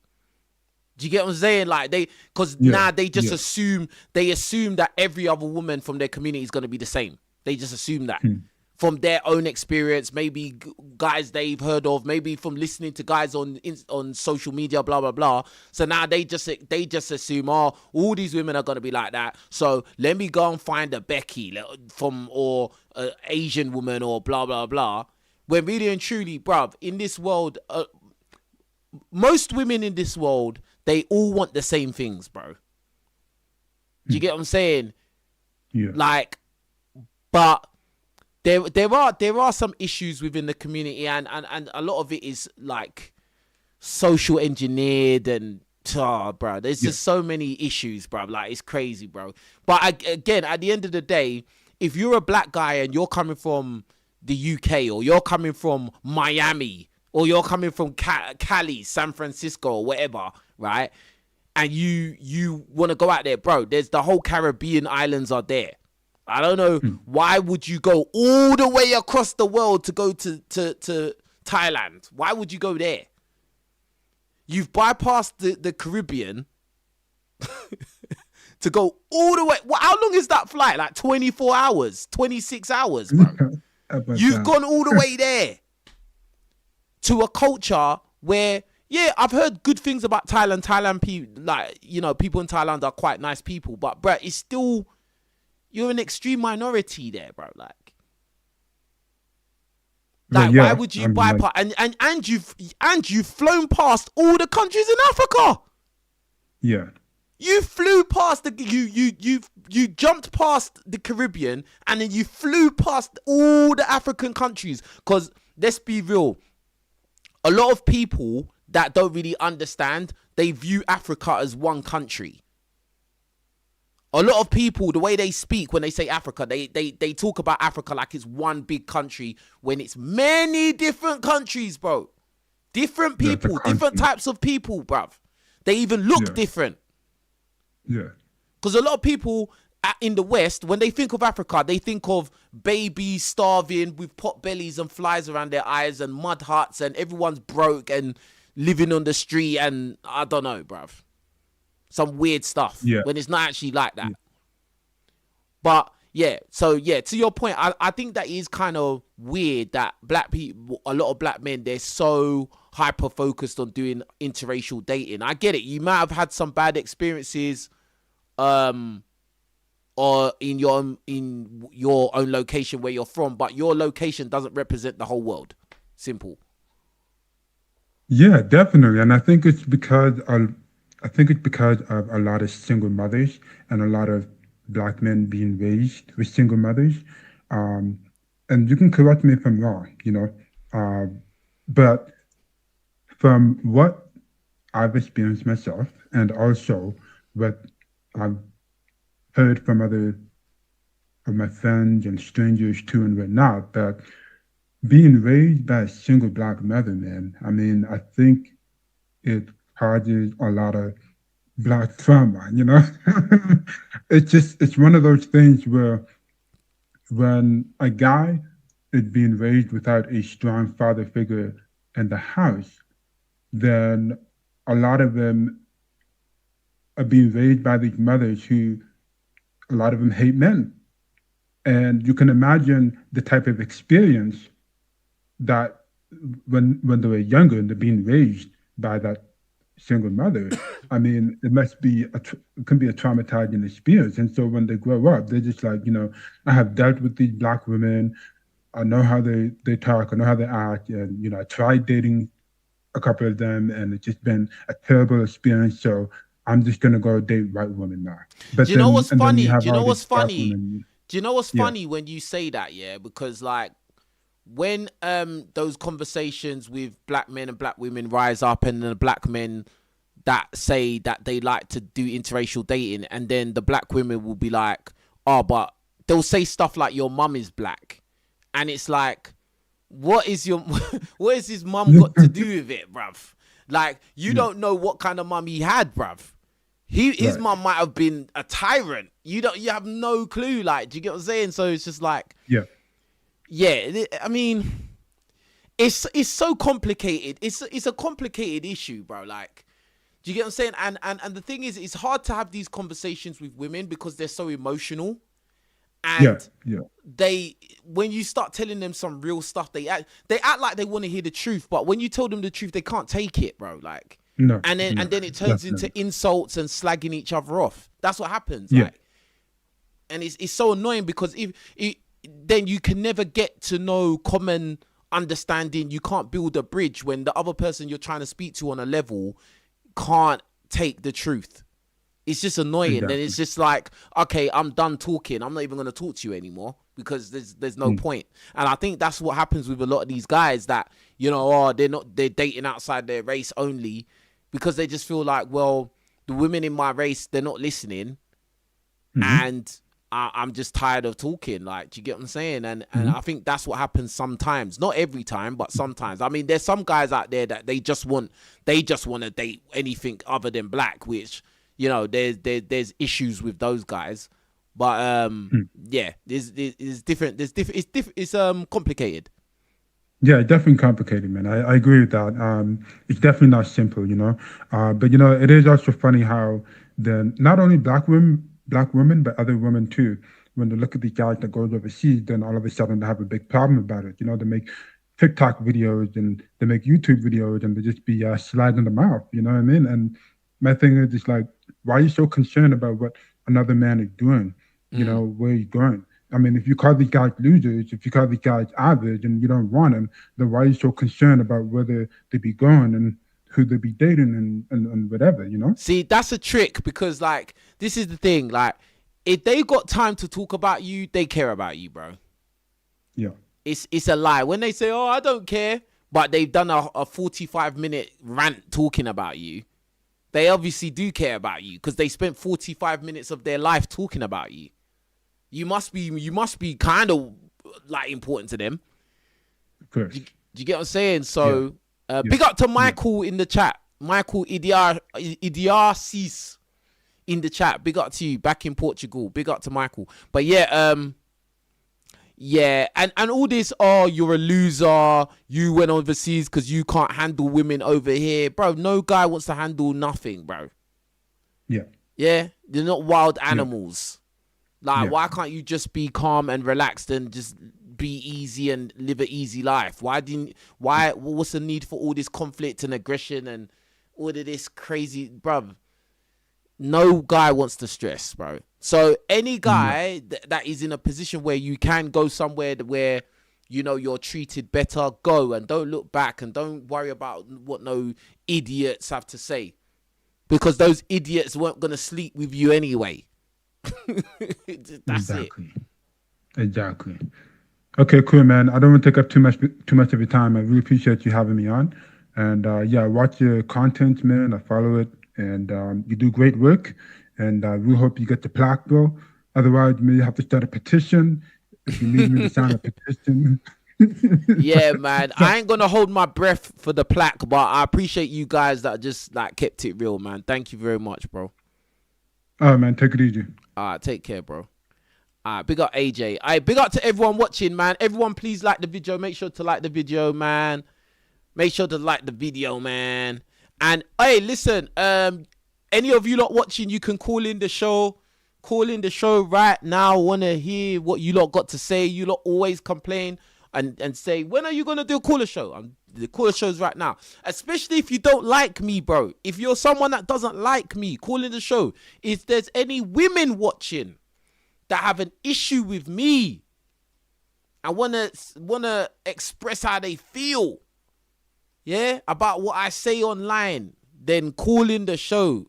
Yeah, I wanna get I need to get the female caller show popping again, bro. Like, I feel like I was the one that started that thing, and then everyone just started doing podcasts and they ran with it and it popped for them. But, bruv, it was better when I did it back in the day. Still, do you get what I'm saying? But anyway,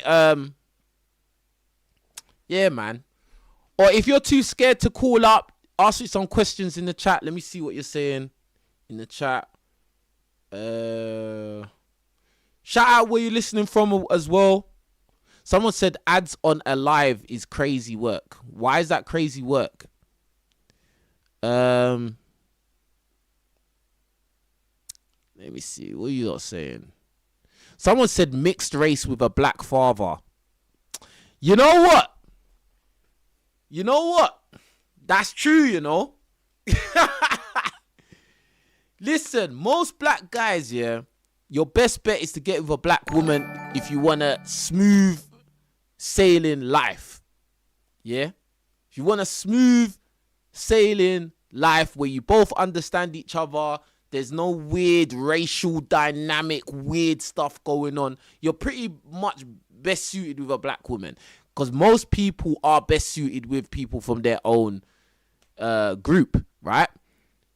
But the next category that will be best suited for a black man is obviously a mixed race woman who is half black.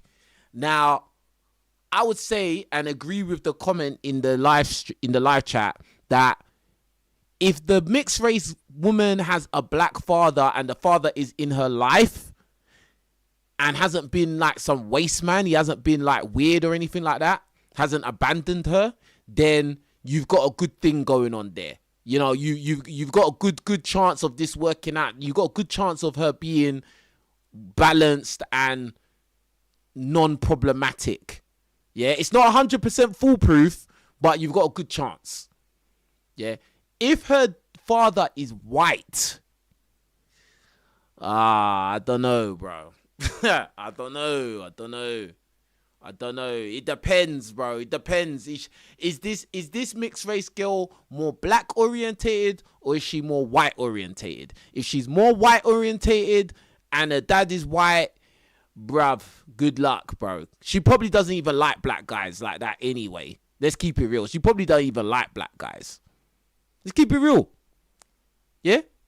Alright, we got Daniel. Hey, what's up, King? What's going on? Good. Yeah, King, what's it? I know what's it about the whole, what's it with what you was going through yesterday. Like, don't give up, man. Like, you got this, bro. Like, you can overcome this. Yeah. Like, we all believe in you. I believe in you. It means a lot to hear that, bro. Like, trust me, like even when I was doing the live stream and then when the live stream just messed up, I was just like, oh my God, this is just literally everything I'm talking about right now. Do you get what I'm saying?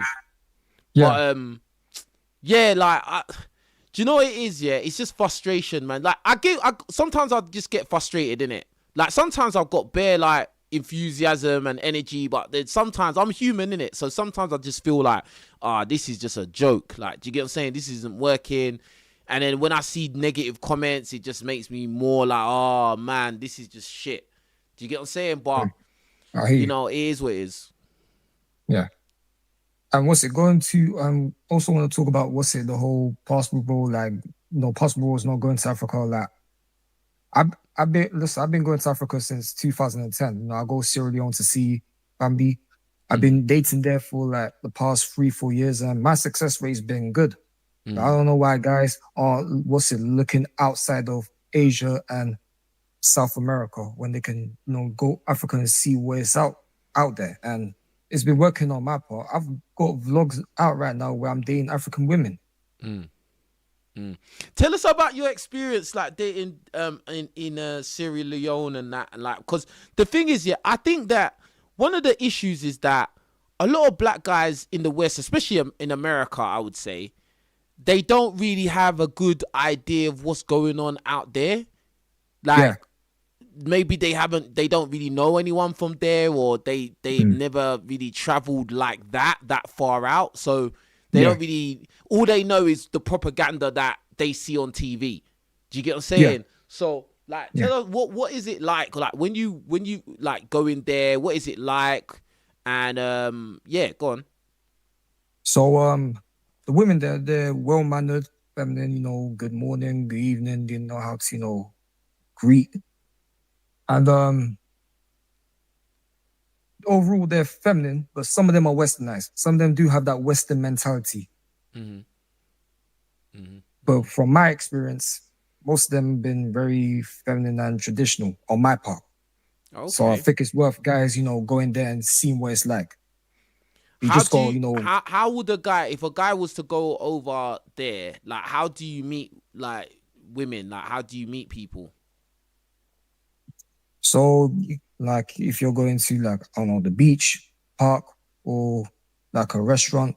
So pretty much if you was out and about in London, you know, you see a nice girl, you go talk to her, or you're in the neighborhood or village, or just strike up a conversation. Okay. So would you say like it's easier to talk to women over there than like, you know, Definitely. back home and stuff? Definitely. Okay. I'd say it's more give easier. an example, like explain like in what ways it's easier to talk to like women in African countries than it is like in London or something. So if they're just, hanging around, you know, just going for a walk, you know, you go up to them like, hey, how you doing? You know, you strike up a good conversation. More time they're going to be more accepting of, you know, wanting to talk to you and get to know you. They're not going to be too standoffish. Okay. So they're more like they're more welcoming, like more like just like cool, like calm. Yeah. So more like welcoming. in London, how would you describe the women in London? How in comparison? Straight face. Like they ain't trying to talk to you like, I got a boyfriend, straight off the bat. But they smile at you and then just keep on walking. Yeah. They'll be looking at you, but yeah, they're just walking fast. Like it's just they're smiling. Now, once I'm approaching, go on. Yeah, once I'm approaching a girl on the bus, you know, light skin, glasses. I say, hey, how you doing? She even looked at me. She was on her phone. I said it again. She smiled and then went back to her phone. So I just got up and left. Yeah, nah, it's tough. Yeah, it's cold, London's man. a tough London is a tough market, bro, for real though. It is. It definitely is. It's not easy out here at all, bro. Hold on. 1 second. Yeah, let me just get rid of this idiot. Just got to get rid of these. This is some weirdo, bro. Anyway. Yeah. Go on. Yeah. Also, going back to America's not knowing much about Africa. There was a video with DDG with the two light-skinned twins. Yeah. He was saying that a lot of us Brits, Black Brits, we're more drawn to our culture because we embrace it more. I don't know if you've seen that video with DDG where I saw that video with DDG and those two. I actually met those two light skinned girls before, but oh yeah, I saw them in your video. Time ago. But yeah, I saw it, but I didn't quite catch the whole conversation. So what was they saying? Yeah, DDG was talking about how he was saying y'all very close to y'all culture. Like Americans, they're not like more close or more understanding of that their African background to the degree that us Black Brits are. They're saying that he was saying that Black Americans are more knowing about their. No, not more knowing. Like less. Okay, I got you. Yeah, less. We're more knowing of our culture because Yeah, but that's the reason for that is because most of us are first generation. So most of us, we was born here, but our parents weren't born here. Yeah. Do you get what I'm saying? So if we've grown up in a household which was basically our household was basically based around wherever our parents are from. You get what I'm Exactly. saying? So we was eating our country's food. We was watching our country's TV shows growing up. Yep. You know, a lot of us Yep. speak our parents' language because you Yeah. had no choice. You had to know English and your parents' language. So Exactly. like, I've been learning. Yeah. yeah, go on. Yeah. I've been learning Creole, broken English. I've been learning it for all these years. I still talk it as well. Yeah, like if you was going church, probably the church is the the culture of your parents' culture. Yeah. So you're gonna have from when you was little all the way up to adult, you've been closely linked to your heritage. Do you get what I'm saying? Definitely. Whereas in America, you're just American, innit? Yeah. Do you get what I'm saying? And like, so I understand why they think the way they do, but I just feel like from when the internet was introduced, everybody's got access to information, bro. Like, do you get what I'm saying? Like, so at the end of the day, everybody can find out whatever they want to find out, innit? It's up to you if you want to find Exactly. out. It's up to you if you don't want to find out. It's purely up to you. But I think Yeah. in terms of like us Black Brits, we are very close to our parents' culture because Exactly. our parents were not born in the UK. They weren't. Yeah. Like, Yeah. and it's not even just black. It's most people that are not like white British. Your parents were probably born in another country, raised in another country, and speak another language, whether it's Yeah. Indian, Turkish, whatever. Do you get what I'm saying? And black or Exactly. African Yeah, or right. whatever. Yeah, go Yeah. on. Yeah. Like even when I'm in Syria, I'm talking Creole. All my cousins having me talk Creole. And Yeah, I feel that's the best way for anyone to know about their background is going to the actual countries where their family are from and embracing the culture and understanding it more. yeah. Because at the end of the day, whether you like it or not, yeah, you're born first generation, blah blah blah, but still, it's still.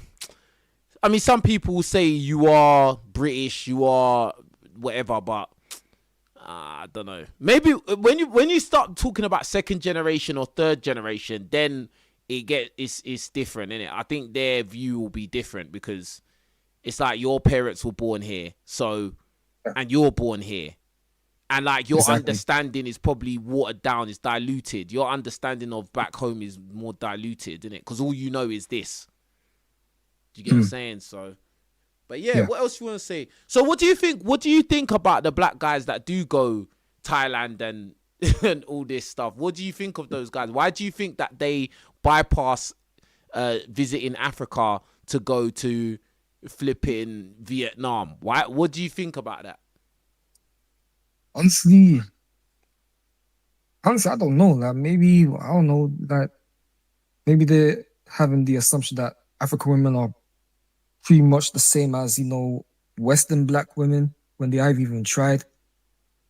It's entirely up to them if they want to go to Asia and South America. But I feel like going to Africa is worth a try. Like they might what's it, and they might not be what you assume them to be if that's the assumption that they're having in their heads about black women in general. Okay. All right. Is there anything else you want to say, bro? Nothing, man. Just keep on going, and I pray that you get that placard. I pray that you get everything that you ask for in God's power. Hey, amen, man, and you too, man. And bro, just keep working hard, keep pushing, and God's gonna continue to bless you, 100%, bro.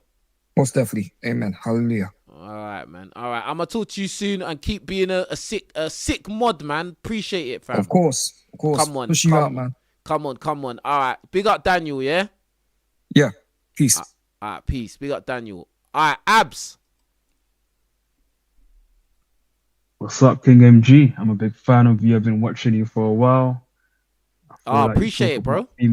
Yeah, you're one of the guys from the UK that talk about female nature. Because when I first started learning about, Red Pill, I was watching a lot of the American guys, and obviously America is kind of similar to UK, but it can also be a bit different as well. But yep, hearing someone from the UK, you kind of relate to them a lot more. So, yeah, man.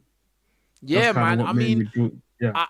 yeah, man. It's mad because it's like it's like when it comes to, especially black guys, yeah, when it comes to any black guys talking about like dating and what the real stuff, not the fluff and the all everyone's ha ha ha, key hee hee, all that crap. Nah, when it comes to a man talking about the real side of it, yeah, there ain't really too many guys in UK talking the real stuff, man. I don't know what it is about these countries, like people. It's like they're scared to say the truth, bro, like or a sign, bro. They don't want to rub people the wrong way. Oh, you don't want to get into these girls' bad books, like, and it's just like, bruv, it's not about bad books. It's about, bruv, like, just keeping it real, having real conversations amongst the guys. Do you get what I'm saying? Because really and truly, I'm not saying anything that guys don't really say to each other when you're around your brethrens. Yeah, 100%, man. You know what it is? I think a lot of people in the UK are kind of sensitive as well. So I think a lot of people are kind of scared of triggering people as well. That might be the case. But yeah, man, they should, yeah, bro. Well, anyway, go on. Yeah, I had like a few questions. I saw like one of your videos on you was talking about how the views were kind of going down and stuff, like you wasn't really feeling the fruits of your labor kind of thing. Yeah. Do you feel like the world's becoming oversaturated in general? Like, because when you look at dating, you see how women have a lot of options. Even now, the job market, a lot of people are struggling to find jobs. So do you feel like it's more of like just a problem with the world kind of going on, like with the whole oversaturation? And I just think wanted to that get your point. I do agree to a certain extent, but I think that like for instance, for this YouTube thing that I'm doing, yeah, there's enough for everybody, really. Like, if it was a fair game, there'd be enough for everybody, bro, like, to eat. Now, I'm not saying everybody will be millionaires, but there'd be enough for everybody, like, do you get what I'm saying? If everyone worked together, if people weren't bad mind and trying to tear everyone down, like, because, bro, like, especially in this space, like, there's enough for everybody, bro. Like, do you get what I'm saying? Like, there's billions of people on this planet, bro. Do you get what I'm saying? Like, but in terms of, outside of that, yeah, the world is saturated, bro. The world has got smaller, bro. It's got smaller and smaller, fam. Do you get what I'm saying? And it's just like, in terms of dating, it's even, that is peak, bro. Because I feel sorry for all these, like, 25-year-old, 21-year-old boys. Like, bro, I hope you're on your A game, bro. Because it's not easy. I'm a millennial and it's still a struggle. Now you're seeing young boys pushing nice whips, bro. Young boys, bro. Like, because they're doing everything. They're doing the most. Then you've got all these stupid, these 18-year-old streamers that are getting mad money from streaming.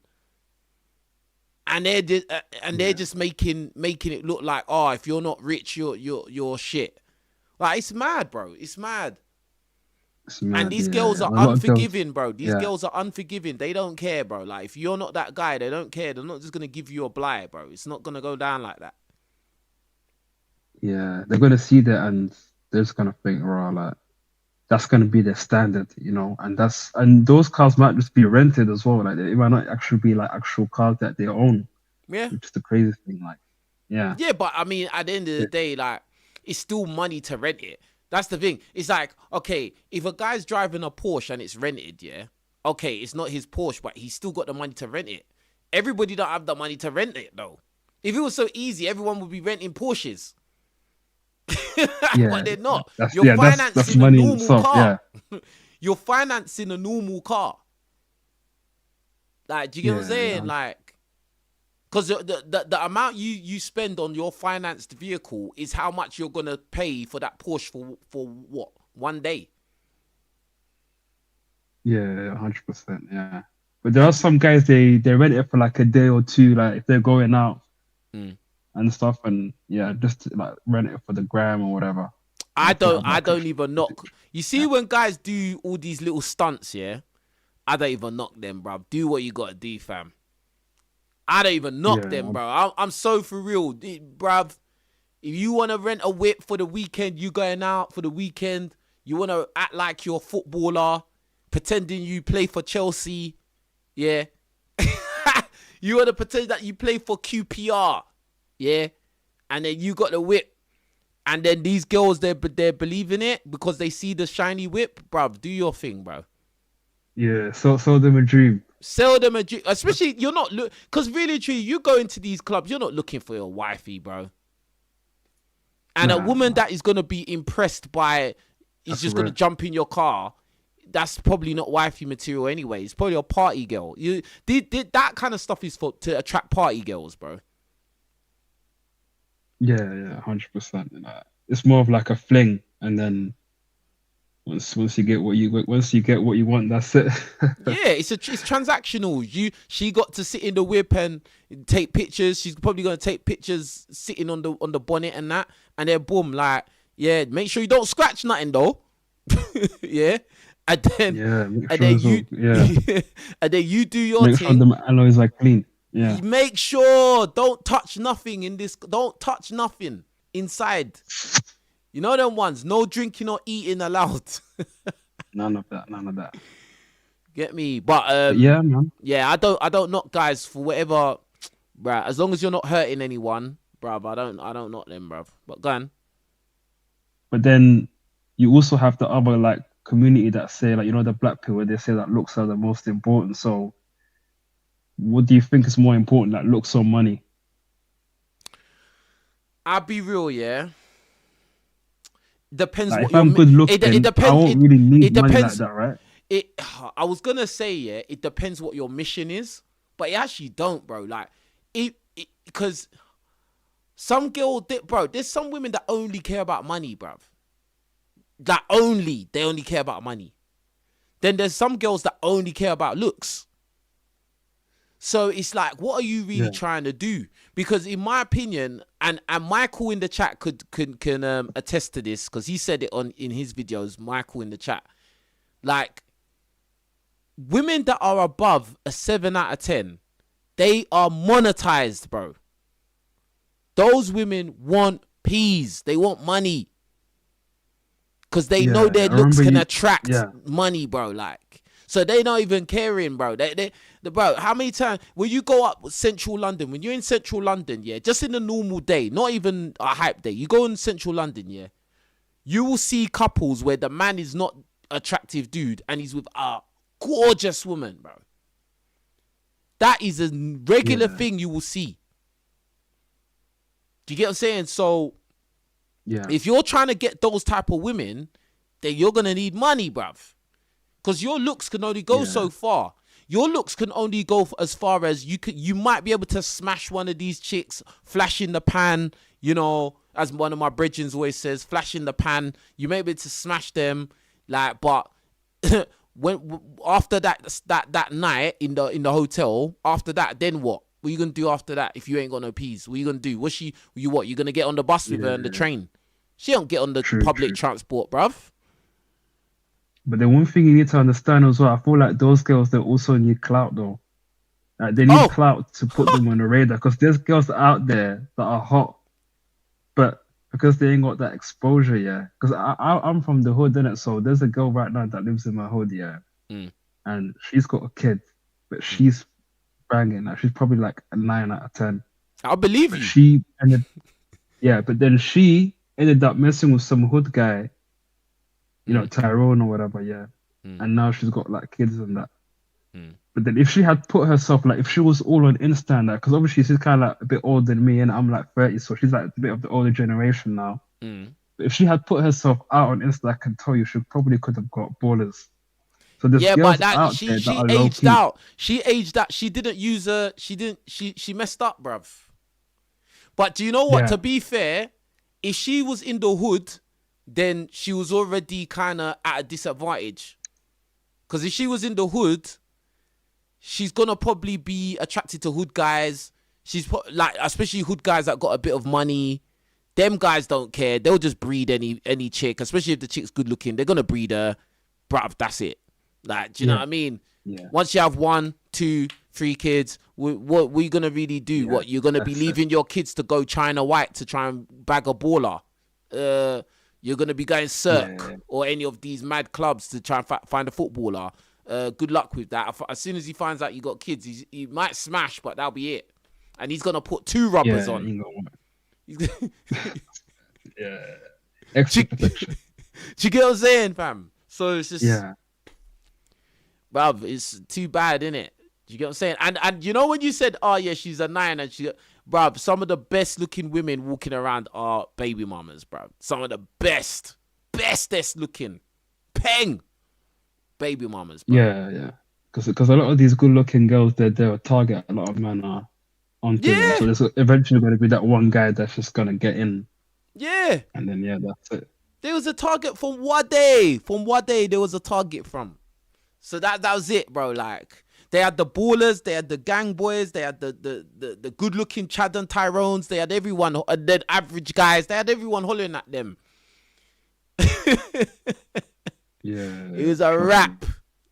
It's a rap song, bruv. Man. That's it. But yeah, man, just one last point. Yeah. I know you're probably quite busy. Just wanted to mention the passport bro kind of thing. So there are some girls that are abroad that are kind of just looking for a provider. So for someone who's trying to do the whole passport bro thing, yeah, like how would you like advise them to kind of avoid those kind of women? And would you think that they could still get that genuine desire from those kind of women that are abroad? Me personally, I ain't done no passport bros thing. I got a girl in it. Yeah. Yeah. Yeah. But as somebody that I've lived abroad as well, right? And bruv, like at the end of the day, I think you need to just go out there with your head screwed on and be real with yourself, bro. So it's a thing where, like, boom, if you're in London and naturally you only attract a certain type of woman, yeah, you need to be real with yourself and rub the sleep out your eyes and know your levels, bro. Do you get what I'm saying? Like, Yeah. if you're a guy that you only get fives, you only get cooperation with women that are fives, yeah? Like, then you know where you stand, fam. So if you go to another country and some flipping stunner, some 9 out of 10, is just being all extra with you and telling you, oh, you're so handsome, bro. She might just be gassing you up, bro. Like, do you get what I'm saying? It's real like that. Yeah. And another thing, but You feel the other thing yeah. you got to remember is those women in those countries, they're a lot of times they're living on survival mode. Yeah, exactly. Yeah, you're just like a paycheck to them. You're walking wallet. Yeah, no, you're not even wallet, but you're walking opportunity, bruv. Like, you might be able to change her life and change the family's life. Yeah, exactly. Yeah. Do you get, and sometimes it's not even on an evil tip. They might not even be moving on some dark evil tip. It's just real. Like, you gotta remember, them kind of countries, all these kind of third world countries, they're different to us, you know. Like, the way they view, like, men and women, couples, getting married, like, having kids, like, you know, the level of trying to survive is different, bro. Yeah, you know, like in Colombia, you know all these guys in Colombia, do passport bros, they go Colombia, blah, blah, blah, or whatever, yeah, in a lot of these countries. And then these men, they do the videos with these women and all that, and you see them with these Latinas, or even in Africa, they do it in these African countries or East Asia. And then, oh, look at this woman, that's bad, I could never have got her back home. Yeah, but guess what? She's a baby mama, brother, and her boyfriend knows that you're there. Yeah, exactly. Yeah, you probably didn't have to pay as much as you did. Bro, her boyfriend might have dropped her off at your house. Yeah, mad. She's got kids, but she's dressing up like she's just a normal, you know, single chick, bro. Like, this is business, fam. Yeah, 100%. It's a sad reality, but it's real. So I think that's what I'm saying with that passport bros thing, yeah.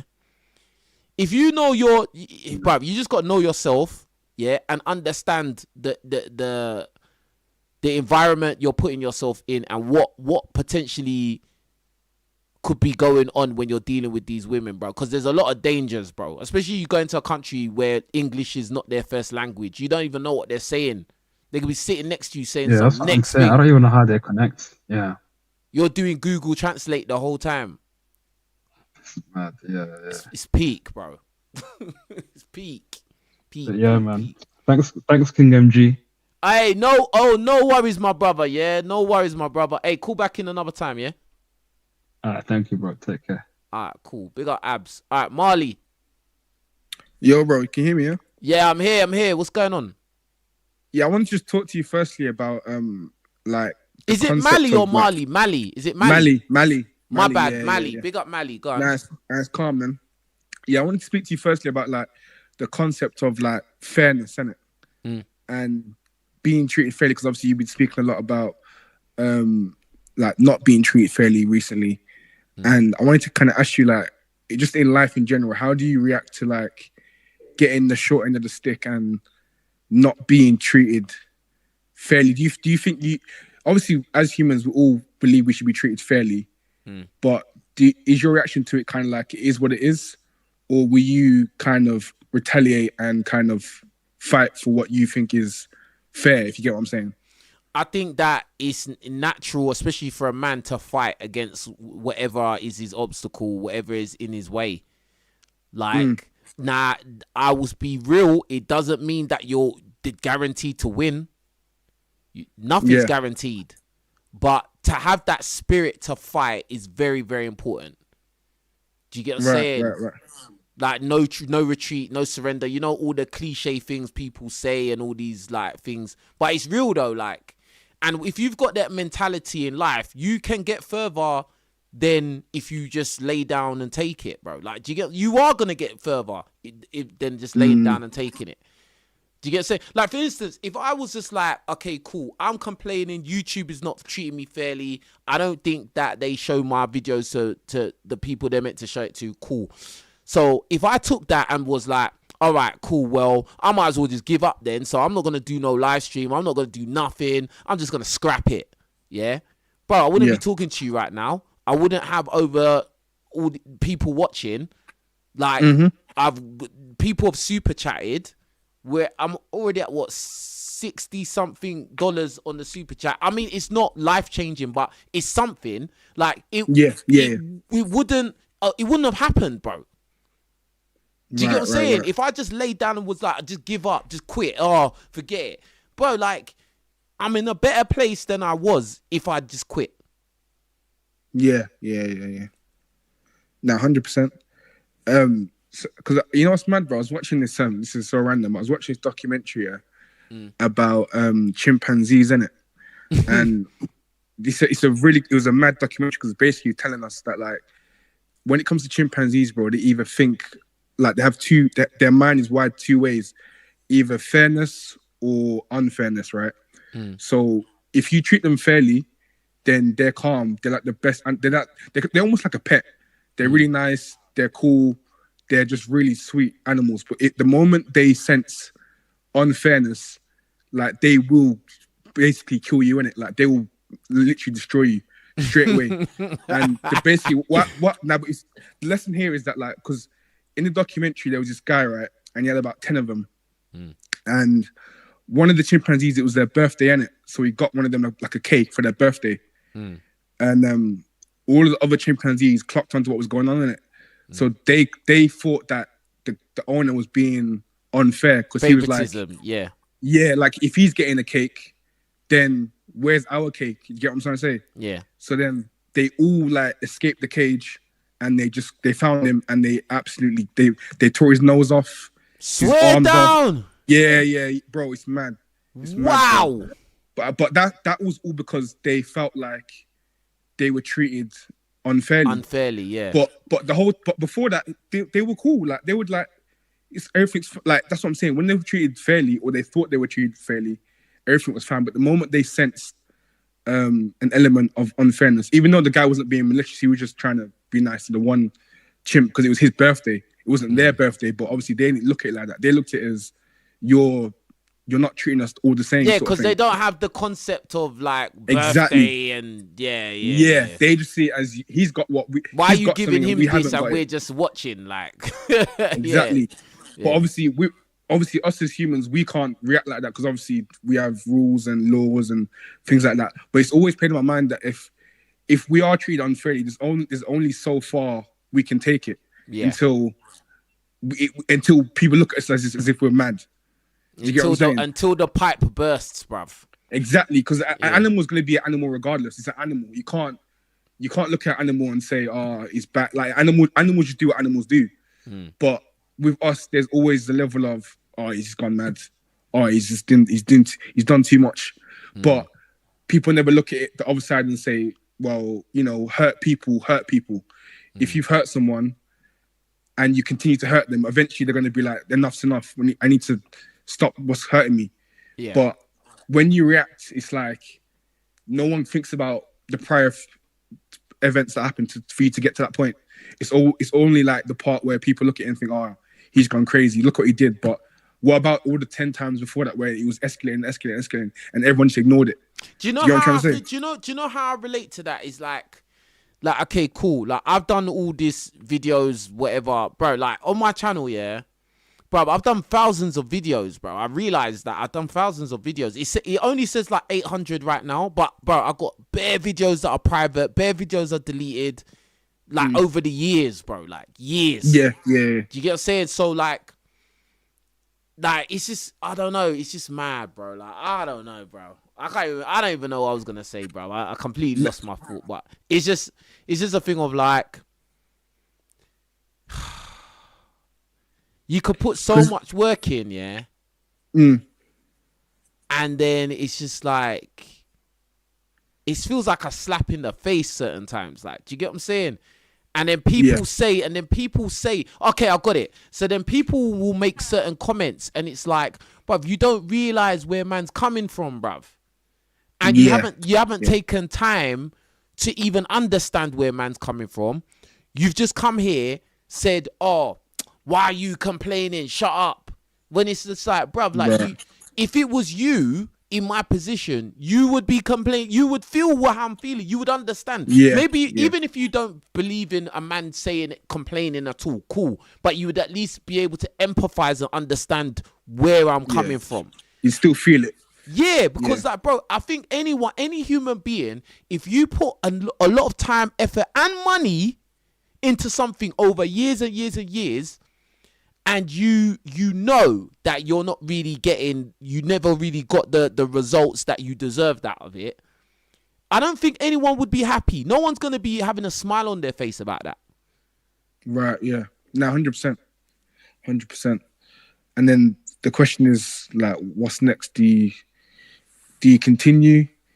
Because this is the thing, like, in life, sometimes you spend so much time working on something and you get to a point where it's like, if this ain't gonna work anymore, do I just do something completely different? No, definitely. I think it's a thing where you have to just diversify, bro. Like if you have this thing, it's not really it's not really slapping the way you want it to slap.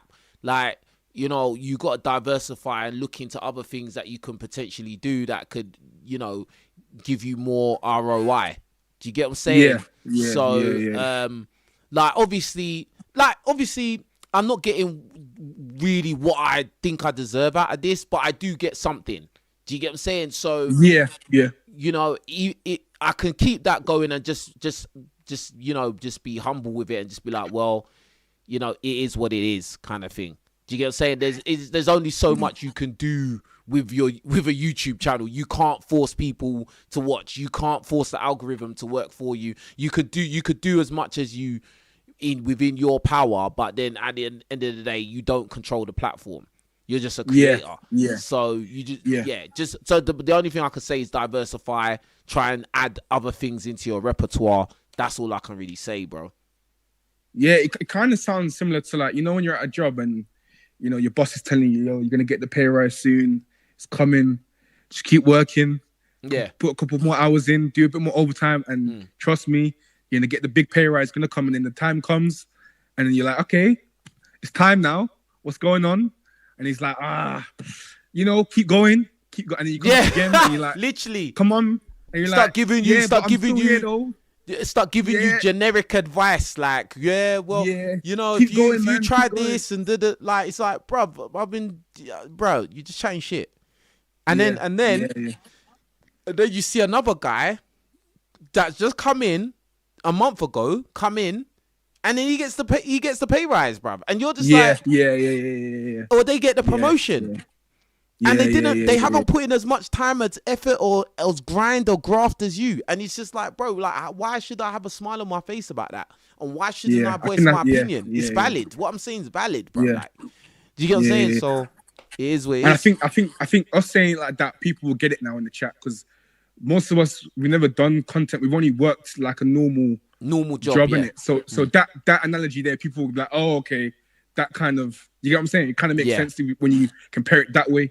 Because when people look at it from their screen, they're just like, oh, this guy's, he's self-employed, man. He does YouTube. He must be fine. But yeah. Or the other side of it is like, because there was a comment that I actually deleted the comment because the guy was just obviously being a dickhead, but he was like, oh, you're complaining, blah blah blah. Well, go and get a real job then, and blah blah. And I'm like, bruv, like this, what I'm talking about can apply in a real job, like in your quote unquote real job 100%. As well, bro. Like, what are you talking about? Yeah. It happens every day, bro. Do you know what I'm saying? Yeah. So like, bro, like, I don't know, bro. But I'm glad that we actually spoke about it, and this the way we described it, or the analogy that you used, it's universal, so people can it's applicable all over. Yeah, exactly. You can apply it to everything. Yeah. And like I said, when it comes to, because another thing as well, the people saying that the job market is just tight right now. But the competitiveness, man, you gotta be in it to win it. You gotta be in it, because, and just the thing, like, you can complain, but getting something is better than nothing. And I know it sounds like cliche, and people are gonna be like, oh, that's what everyone says. But honestly, just getting your foot in the door is better than just standing there and waiting around. Yeah. Do you get what I'm saying? Mm-hmm. And that's the thing people need to understand about this country, man. Like, it's gonna get worse, but if you just if you build something slowly and then take like a calculated risk here and there, you should be all right. You know what I'm saying? I watched another YouTuber, and he always used to say, stack your crumbs, build your pie. Yeah. And that's the truest shit ever in life. Do you know one of the biggest problems in this world is all these social media influencers, streamers, all these people that, especially the young ones that are getting like fast money. What it is, they're making it look like if you're not 18 years old and rich and buying Louis Vuitton at the store and having these OF IG models with you, you're waste man. Yeah. That's what this society has turned into. So it's actually a lie, because the vast majority of people are not winning like that, bro. It's just not. Facts, it doesn't even. The society doesn't even work in a way where that can be feasible. Yeah, the hierarchy would mess up that. Yeah, it wouldn't even make sense. If everyone was making 100 bags, 100 bags would be £10, bro. Yeah. Do you get what I'm saying? Like, it's just like, it's a lot of and it's especially on men, because a woman, she could be a bum, not doing anything, and she can still, cut through. But a guy, like, bruh, like, it's hard times, bro. It's hard times, bro. Yeah. Like, and a lot of guys are feeling the pressure. You know what I mean? Yeah, so that's why I've always advocated for the normal guys, bro, because that's the majority of men walking around. Yeah, because even when you like talking about the short end of the stick, because most guys, we get to a point where we just want like a not an easy life, but we want some sort of simplicity, and we can settle down and steady. Yeah, I was having this conversation the other day, and I was saying most guys would be happy with like a basic house, a basic car. Obviously, take out social media, because people just act stupid with that.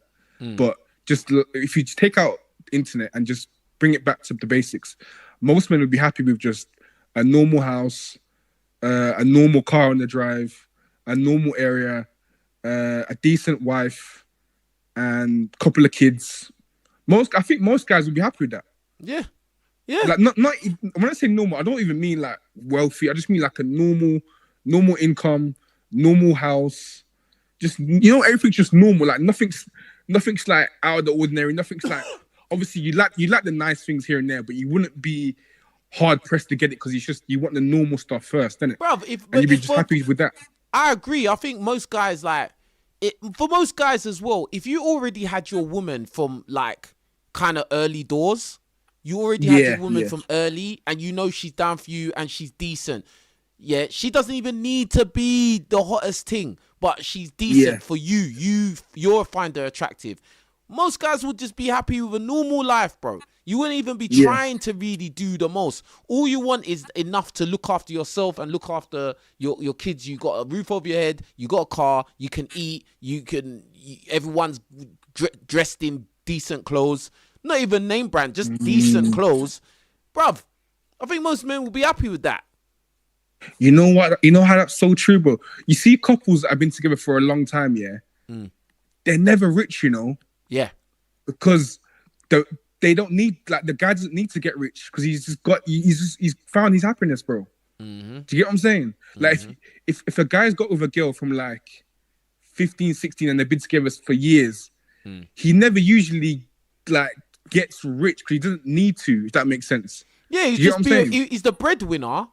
Like, but he doesn't need to be like, he doesn't need the mad whip, bruv. He don't need that, bruv. Like, cause think about it. If you've got your wife and kids, why do you need a mad whip? For what? Yeah. It's actually true.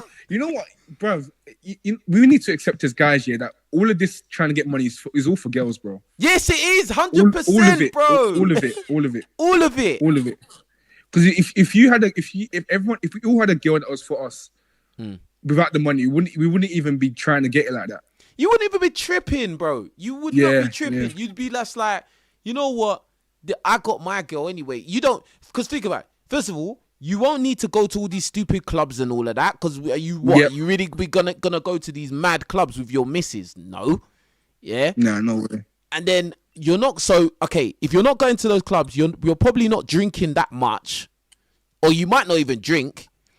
You probably won't be buying drip like that. Yeah, because who you trying to impress? Yeah, exactly. Yeah. Bruv, all these things, bro, you wouldn't even need it, bruv. Yeah, that's it. And all you do is just go on a couple holidays a year, and then, bruv, you're chilling, bro. That's it.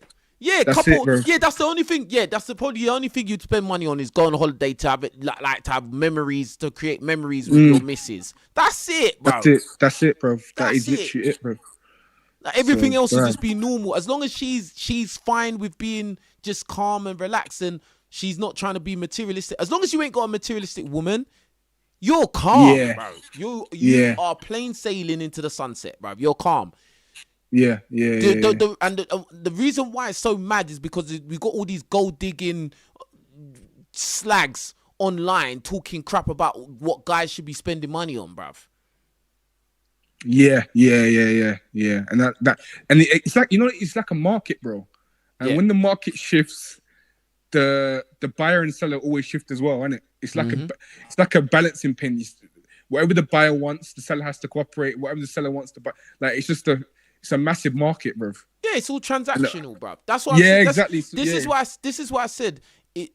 This is why I always say, as I said before, most women who are above a 7 out of 10 are monetized, bro. They all want money. And if they're monetized, that means they're a gold digger by default. If a woman's a gold digger by default, she can't be wifey material at all. She's no good. Yeah. Because she will always leave you if the money drives up. Or dries up, sorry. She's there for money, bro. And guess what? You're not the richest guy in the world. There's always going to be another guy that's got more money. So, bro, you're never safe. Then the girls that are like 6s and 7s, a lot of times they're the ones that chase looks the most. They want the best looking dude. Do you get what I'm saying? It's such a mad game, bro. So this is why I say it's just like we're both saying, if you got a girl that is just normal, she's not materialistic, you're safe, because then she's not moved by a guy. The guy comes around, he's in a big car. The guy comes around, he's got an expensive watch or chains and bust down this and that, or he's dripped out and all of that, or he's a rapper with clout. She's not going to be moved by that. She don't care. She's with you.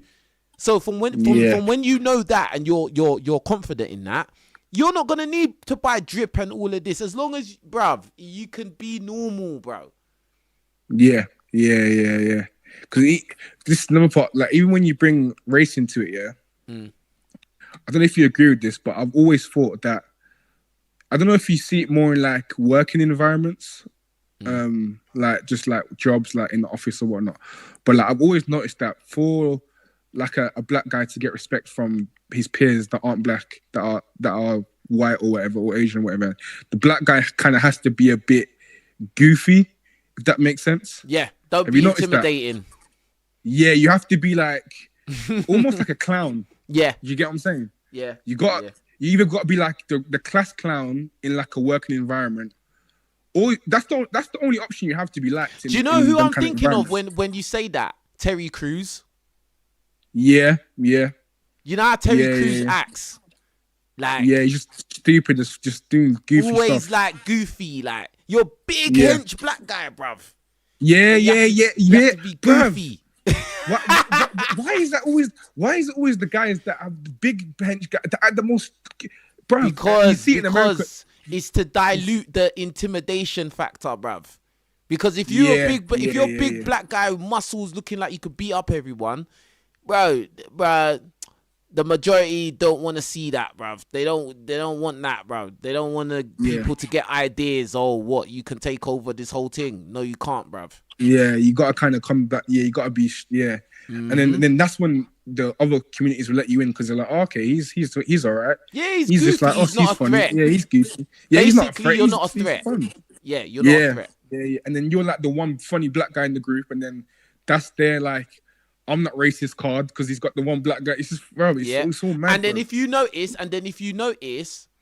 like a lot of times with like white dudes, they can be that big white dude and be intimidating. They can get away with being that guy, like straight face, no joke. Bro, I've got mates like some of my mates are just like that, bro. Like they're big guys, like no emotion. Yeah. Like obviously they'll only joke around with man because like they're my mate. But outside of that, if you're not friends with them, bruv, they look scary, bruv. Yeah. Do you get what I'm saying? Yeah. Like, but they won't get the thing put on them. They can cut through. They could cut through. That's calm. That's normal. Like, oh, that's just Terry. That's He's just like Terry. that. That's just how he is. Yeah, that's just how he is. Yeah. Straight face, moody, tats everywhere, tats on the neck, everything, bruv. Long hair as well. Long hair. Yeah. Big beard. Yeah.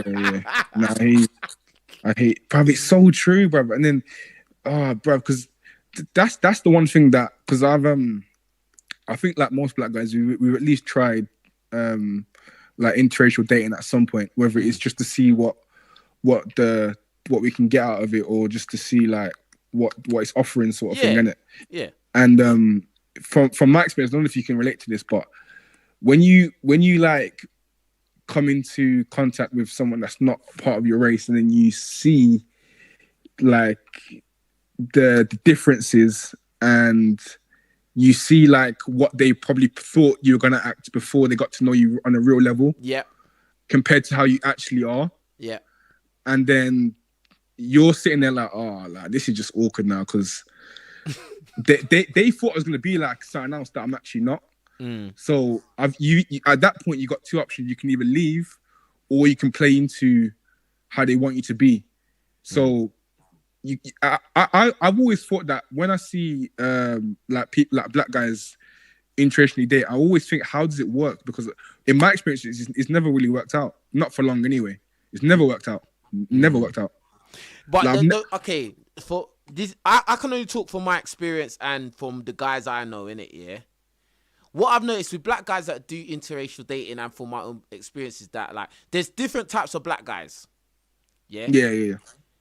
So you could come across the black guy that basically is like a white boy. Yeah. So, and I know I personally have friends that are like that. The way they talk, like even some people say I sound like a white guy, which I don't think I do. But sometimes people say that to me. Yeah, but I know I've got black mates that they sound like white dudes, proper Cockney, like East London, like Cockney, bro. Essex, like, if you didn't see their face, you'd think this is a geezer, bro. yeah. You get what I'm saying? Like, and like, I'm sure it applies to America as well. The white Americans. There's black Americans that sound like white dudes. You sound like a white guy. All of that, yeah? Cool. Yeah. So those kind of dudes, they can assimilate easier when it comes to interracial dating because they make those women feel, especially like the white women, they make them feel comfy straight off the bat because they're speaking the same language. Do you get what I'm saying? Yeah, same lingo, dialect. Yeah, it's more of a smooth, like he don't necessarily, like those kind of guys, they don't have to necessarily get with the white girls that quote unquote are in the black community or want to be a part. Yeah. Do you get what I'm saying? They can go out to flipping the Midlands of England and then just pick up girls, like, because they talk like like it's not like it's not that much like foreign. Do you get what I'm saying? Yeah. There's them ones. Then there's the black boys that are just normal and like probably they I don't know, it sounds bad, but a lot of times they'll be going for like non-black chicks that are not that good looking. Like they I don't know, bro. I don't understand them, man. They just do whatever, bro. Yeah, I don't get that one still. Yeah, they just, I don't know. I don't get that. I just look at that as them man are lazy, bruv. Yeah. Them man are lazy. No, and then there's the other ones that they'll like, like more like, how can I put it, niggerish black guys, yeah? And then they're going for like, like the non-black chicks that are niggerish as well. Oh yeah. Do you get what I'm saying? Like, so it's like there's levels to it. But then you could just be a normal black guy, and then you get with some white woman she's proper white. She's not trying to be in the black community, but maybe she's got some fetish, or maybe she just, I don't know, she's got some mad sexual attraction to black guys, like so then you might be a fetish. Yeah. But at the same time, even with all that being said, you might just be a black guy and you meet a white girl and you two just get along. Yeah, that's true. That's true. Rare though, I'd say it's rare. Yeah, it's rare. It's rare.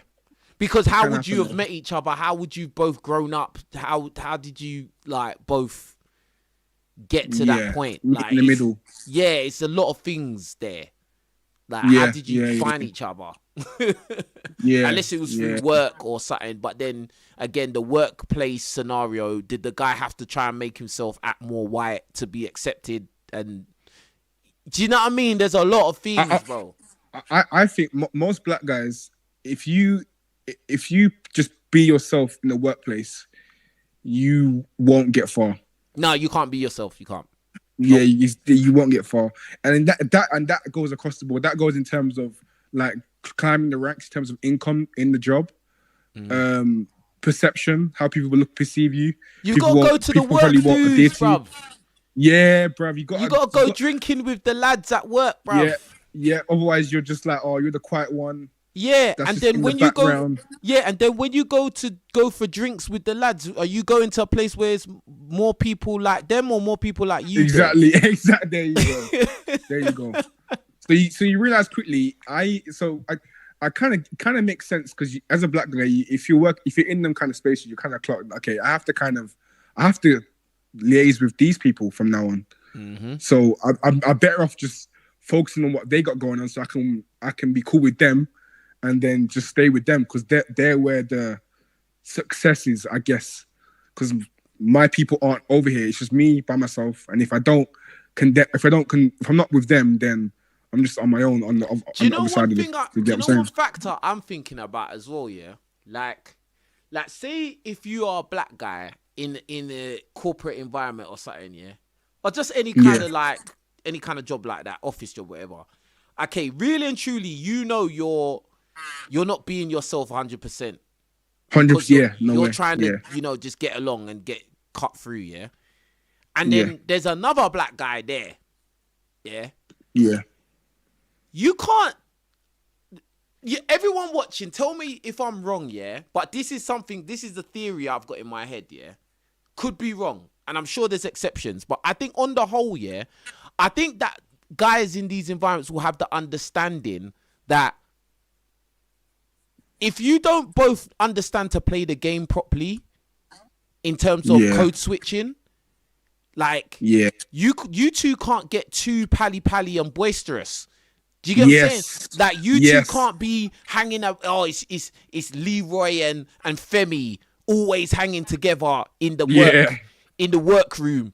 Because then now everyone's gonna be looking. Look, that's the, like, even if they're not racist, they're still gonna be looking. Raw, the two black guys, they're always together. Just chilling, they're bro. always What are you together. talking about?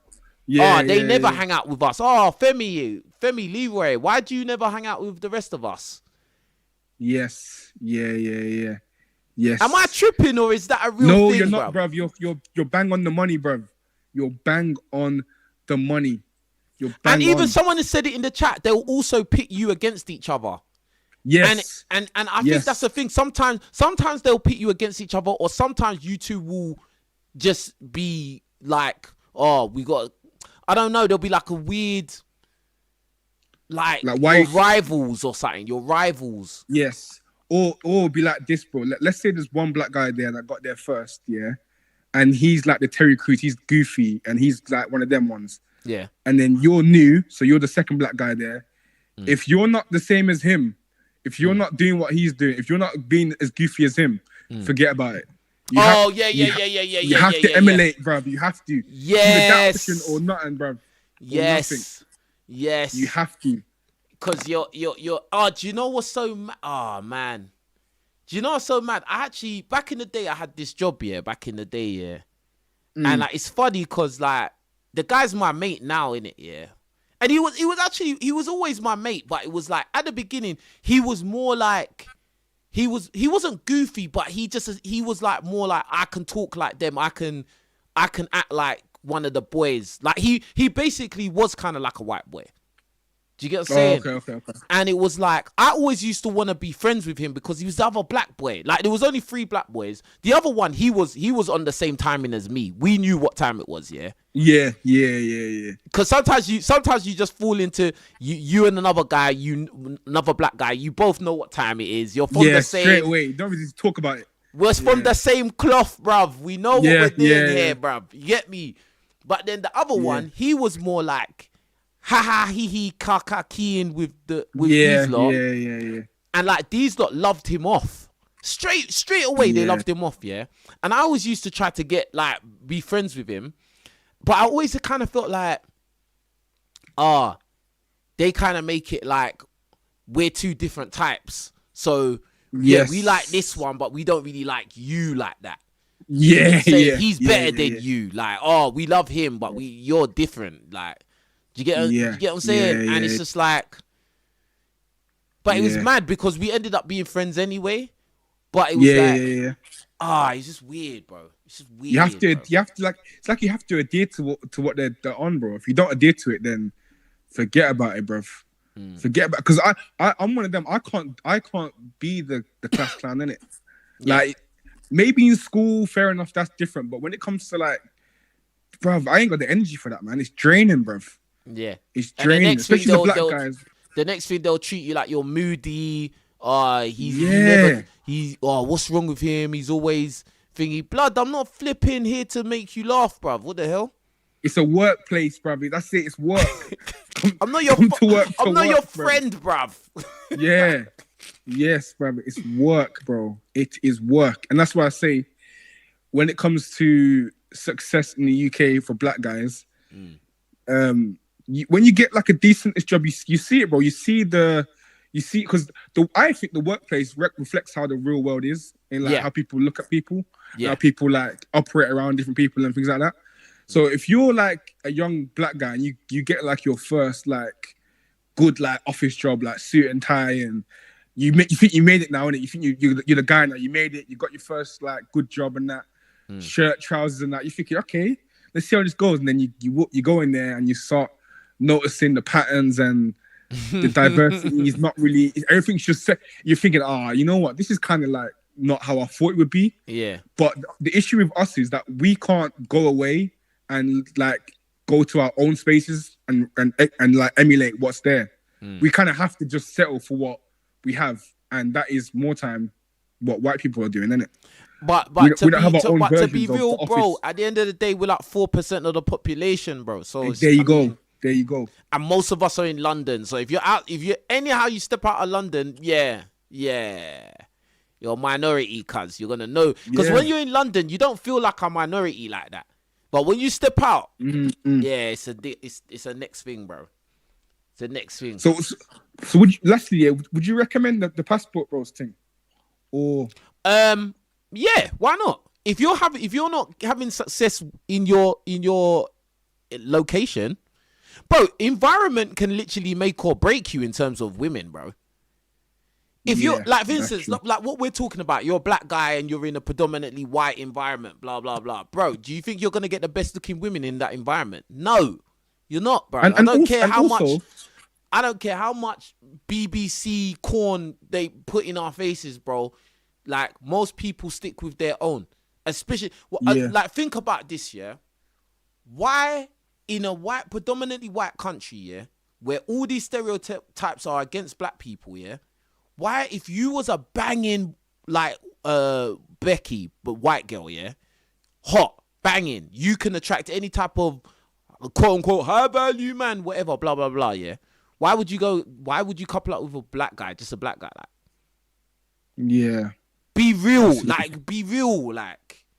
Unless it's some sort of fetish or some sort of ulterior motive going on or something like that. Yeah, unless that's the only way. Yeah, I mean, I'm not saying it's impossible, and I'm not saying there's black guys that can't attract, like, banging white girls or non-black girls. I'm not saying that, but what I'm saying is that if you really think about it, in a predominantly non-black environment, what would really make that woman, when we really understand women and how they operate, what would make that woman think, you know what, I'm going to go outside my community, which is familiar to me, which I understand, to go and date this black guy, and I know that when I'm dating this black guy, people are going to judge me, my own family are going to judge me, my friends are going to judge me, and wherever I go, people are going to be looking at me like, rah, look at that girl with that black guy. Oh, we know why she's with him, BBC, oh, no, like all that stupid crap. Bro, it's just, it is what it is, bro. Yeah. If it's in London, it's a bit different, because London is a more multi-area, innit? Like, or if you're in somewhere in the States, which is more a melting pot of different people, mixed race people running around and all that. Cool, I understand that. But what I'm talking about in a majority non-black environment. Yeah. And the majority of England is non-black.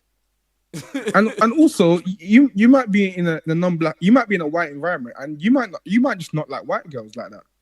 So man, you're just done any. So even if they like you, you're just like, bruv, like, I'm not into you like that. Yeah, bro. That mean, bro, you have to do passport, bro. You gotta get out of there. Yeah, you have to. You got a choice. What you gonna do? Just waste your Tyrone skills on? You're just gonna let it go to waste? What the hell? Hell no. Yeah, because you brought up a good point why people like they fly past like the motherland, innit? And they don't stop off like where we came from first. They always go to like Thailand or like some sort of like South American country. But really and truly, again, this is why the interracial thing never makes sense to me, because and this is how you know it's all over the place, because if you're traveling miles to date a woman that looks nothing like you, there's a lot to unpack there, innit? There has to be. Because like you said, there's how many countries are in Africa? 54 in Africa, bro. So so imagine all of them countries, you're gonna just dismiss all of them to go to Thailand to get some Thai chick.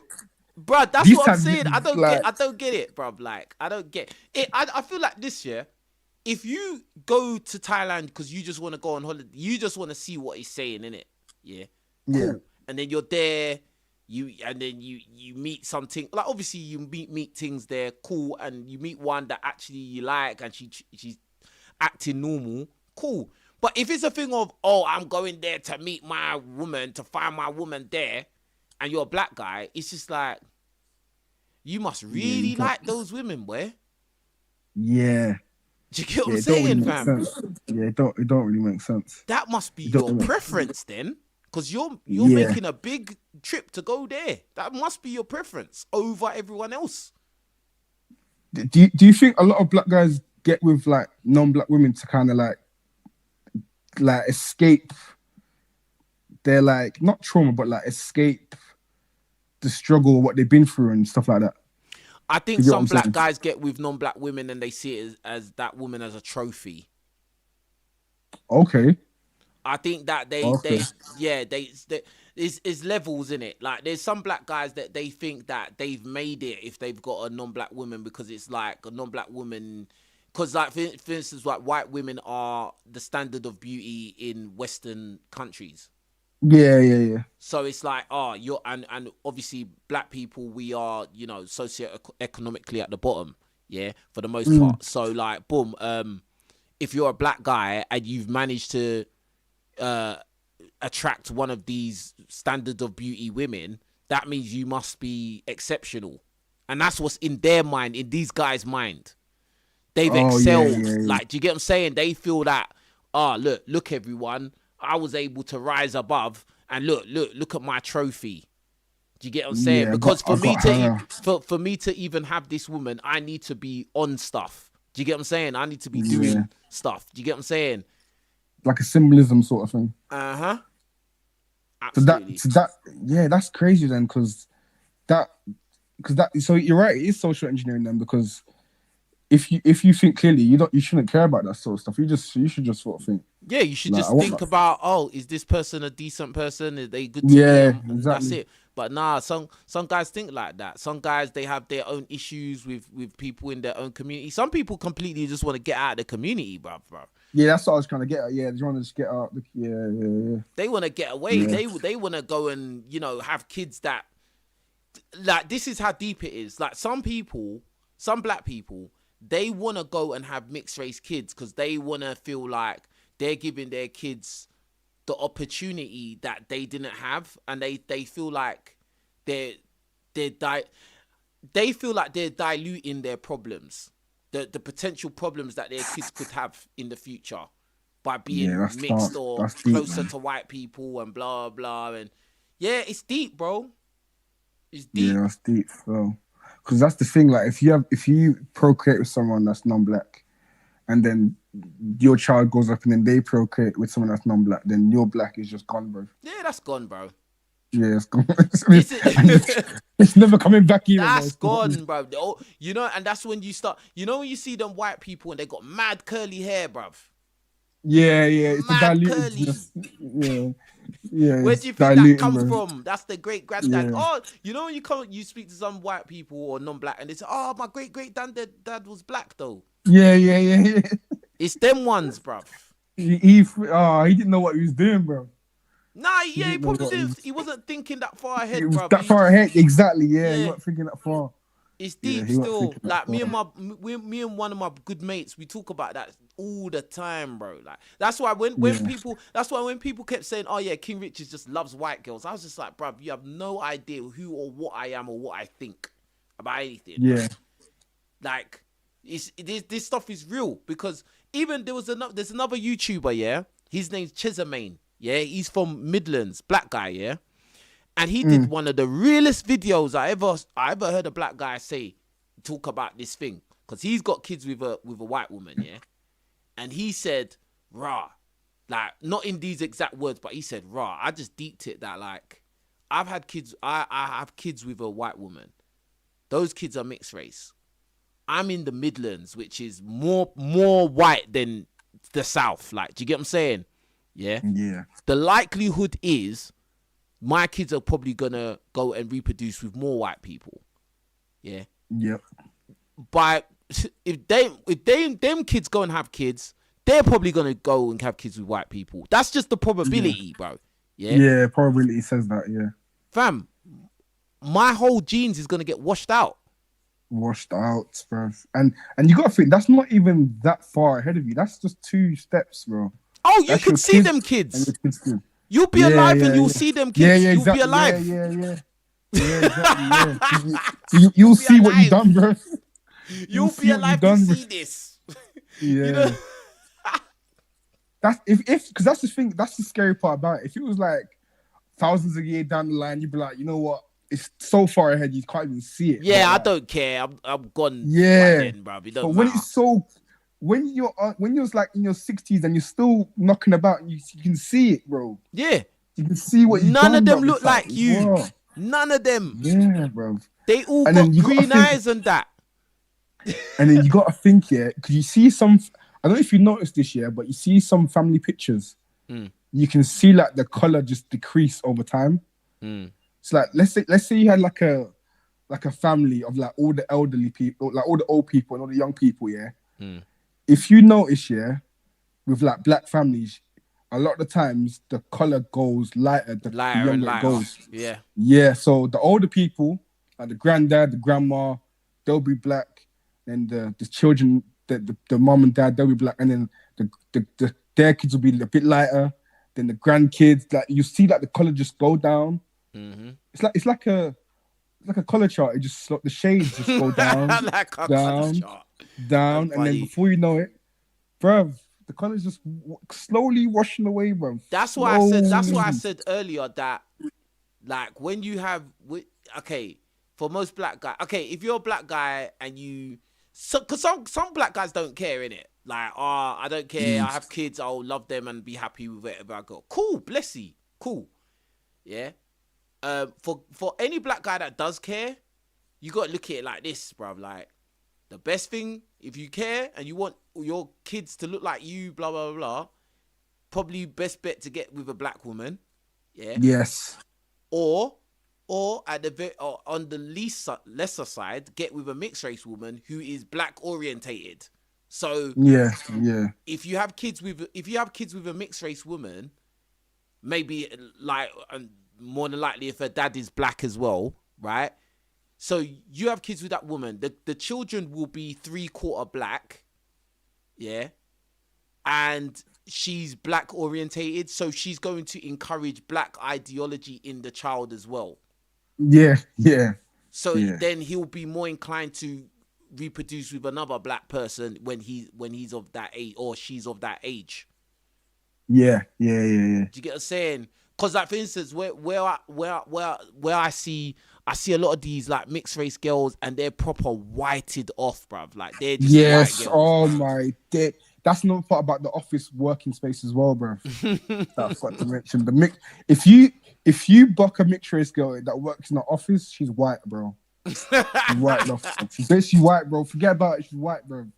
She's It's white, mad. bro. It's mad. If you And see a mixed race girl in the office, those ones, Yeah. like the thing is that, and it's so interesting because the difference between like what mixed race guys and mixed race girls is so mad because like for instance, if you come across like a mixed race girl, if you come across a mixed race guy who only dates white girls, yeah, he'll still be Yeah. around black guys. He'll still be one of the Yeah, man them though. yeah, Like yeah.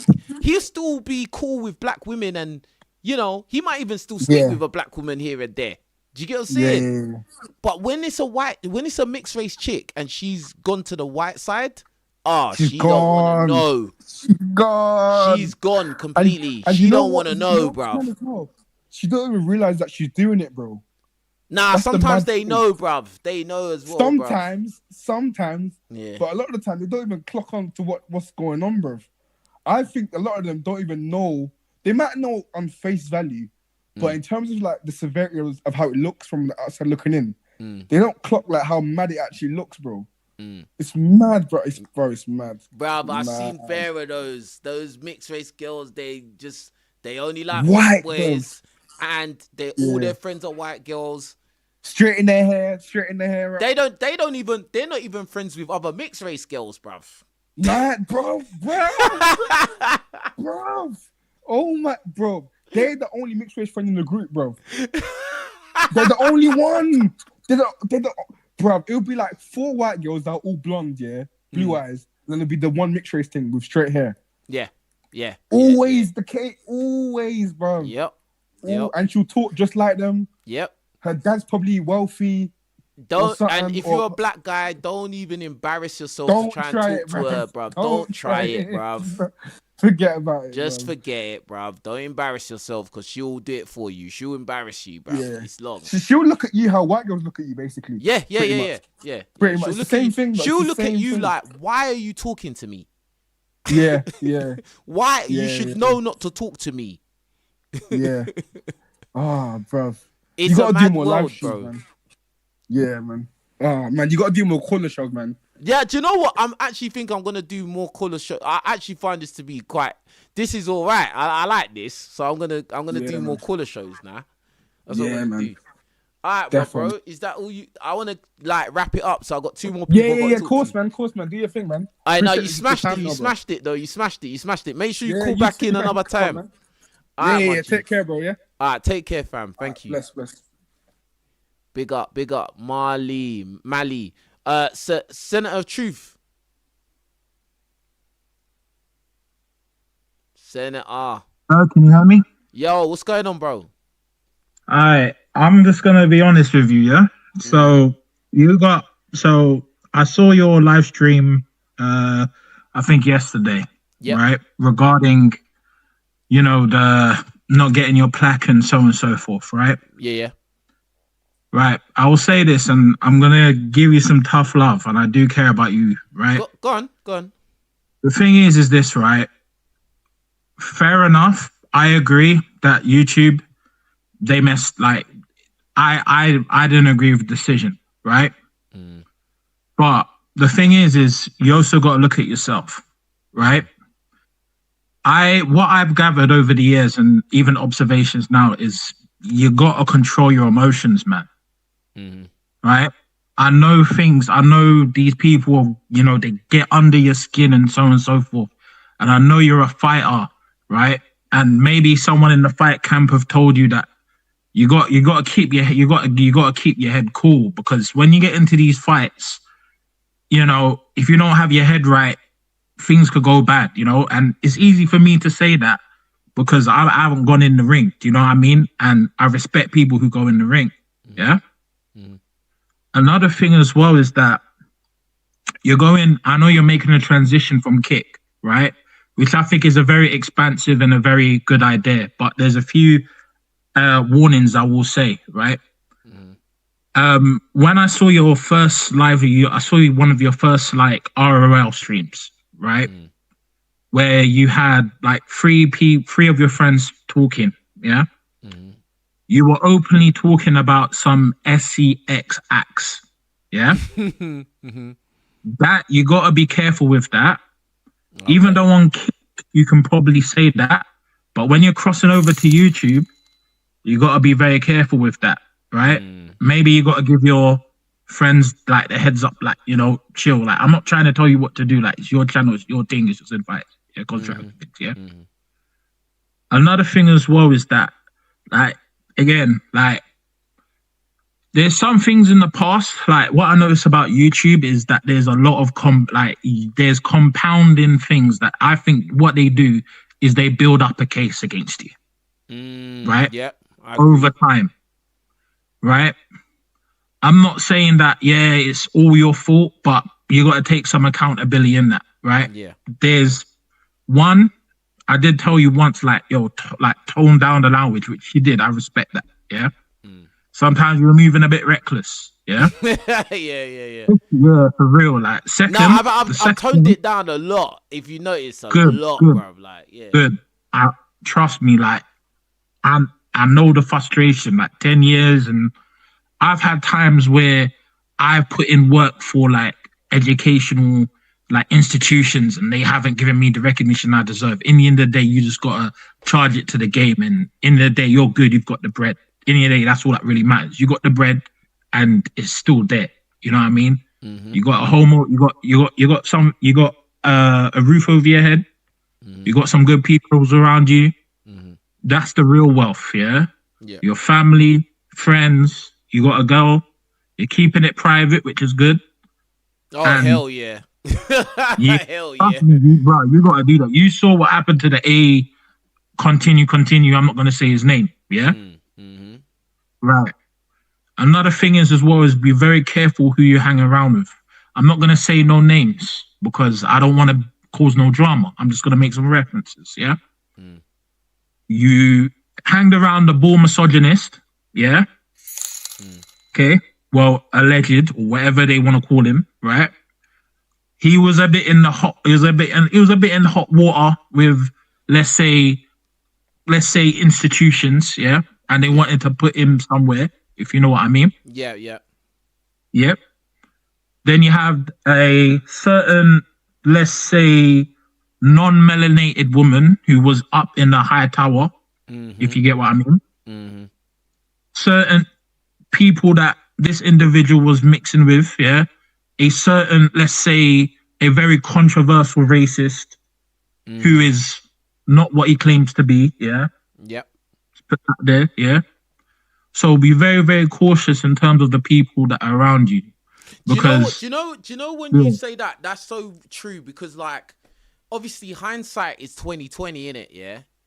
But in that period of time, like before it, like even the very beginning, like it's not what I thought it was gonna be. It didn't turn out to be that. It turned into in the beginning it was all good. 100. And I was even gonna talk about it.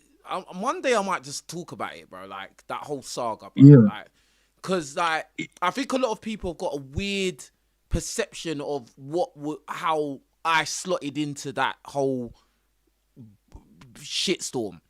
Do you get what I'm saying? 100%. Like, and it was like literally the way it started was so innocent. I promise to God, bro. It was so innocent, bro. Like it was. No, I believe you. And then it just turned. It literally, in a blink of an eye, it just turned, and people's character and their personalities just changed, bro. Like, and it was just like, 100. well, I'm already here now, so let me try and make something out of this. Do you get what I'm saying? And it's like, bruh, it's just, bruv, hindsight's 2020. And I can relate. It's happened to me when I've been working business. Why I'm someone who, even with my YouTube channels, I'm very cautious in terms of saying names. I stick to references. I don't even mention people's names anymore, right? Yeah. I don't like to mention people's names either. Yeah. Keep that on the low. Another thing I would say as well is, if you can, like, obviously, like, if the audience is saying something, even though they sometimes could be the biggest bees, yeah, because I've experienced it, right? Take out the bad stuff and see, even though it comes off a bit bad, yeah, see if there's a bit of nuggets of truth in there, and then just work with it. Because there was times where I have a new YouTube channel. There's some people who've said some mad stuff, yeah. I said, let me just cool down for a moment, come back, observe, even though he could be a waste man, see if there's some truth there, and I'll come back to that. And that's what I'm doing right now. Yeah, it's difficult because, you know, it gets under your skin. You know, it gets under your skin. Like I could understand. Yeah.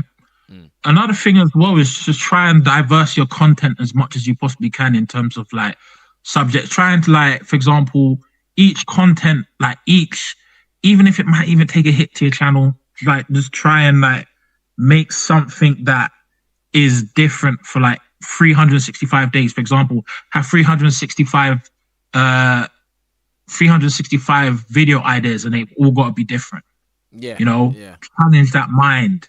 Because I know you're a smart guy, bro. Like you are where you are for, obviously, you're using your brain. Like, you're not dumb. Do you know what I mean?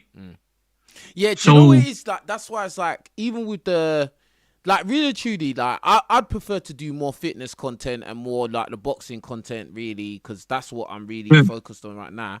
And like, but it's like when I posted the video of like when I was doing body sparring the other day, and it was like, bro, like that was like the lowest viewed video I've posted for a long ass time, bro.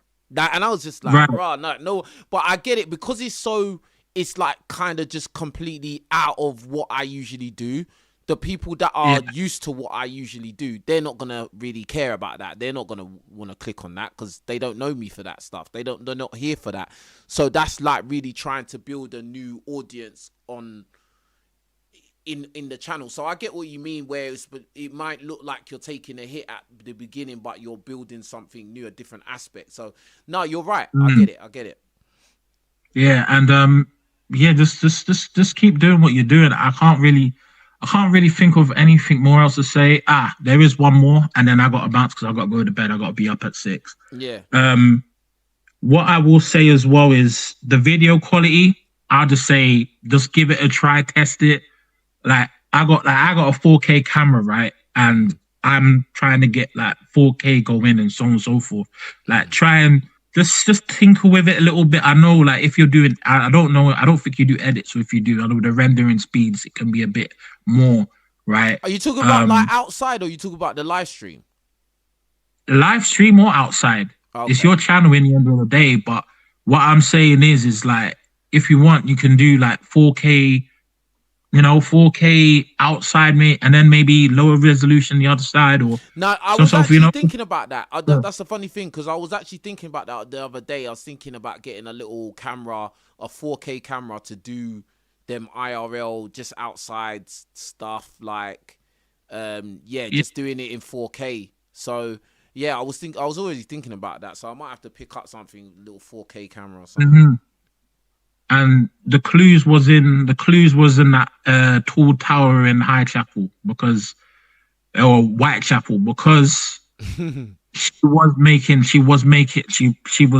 was like millionaire, like millions of subscribers. What she was doing wasn't by accident. Let's just put it that way.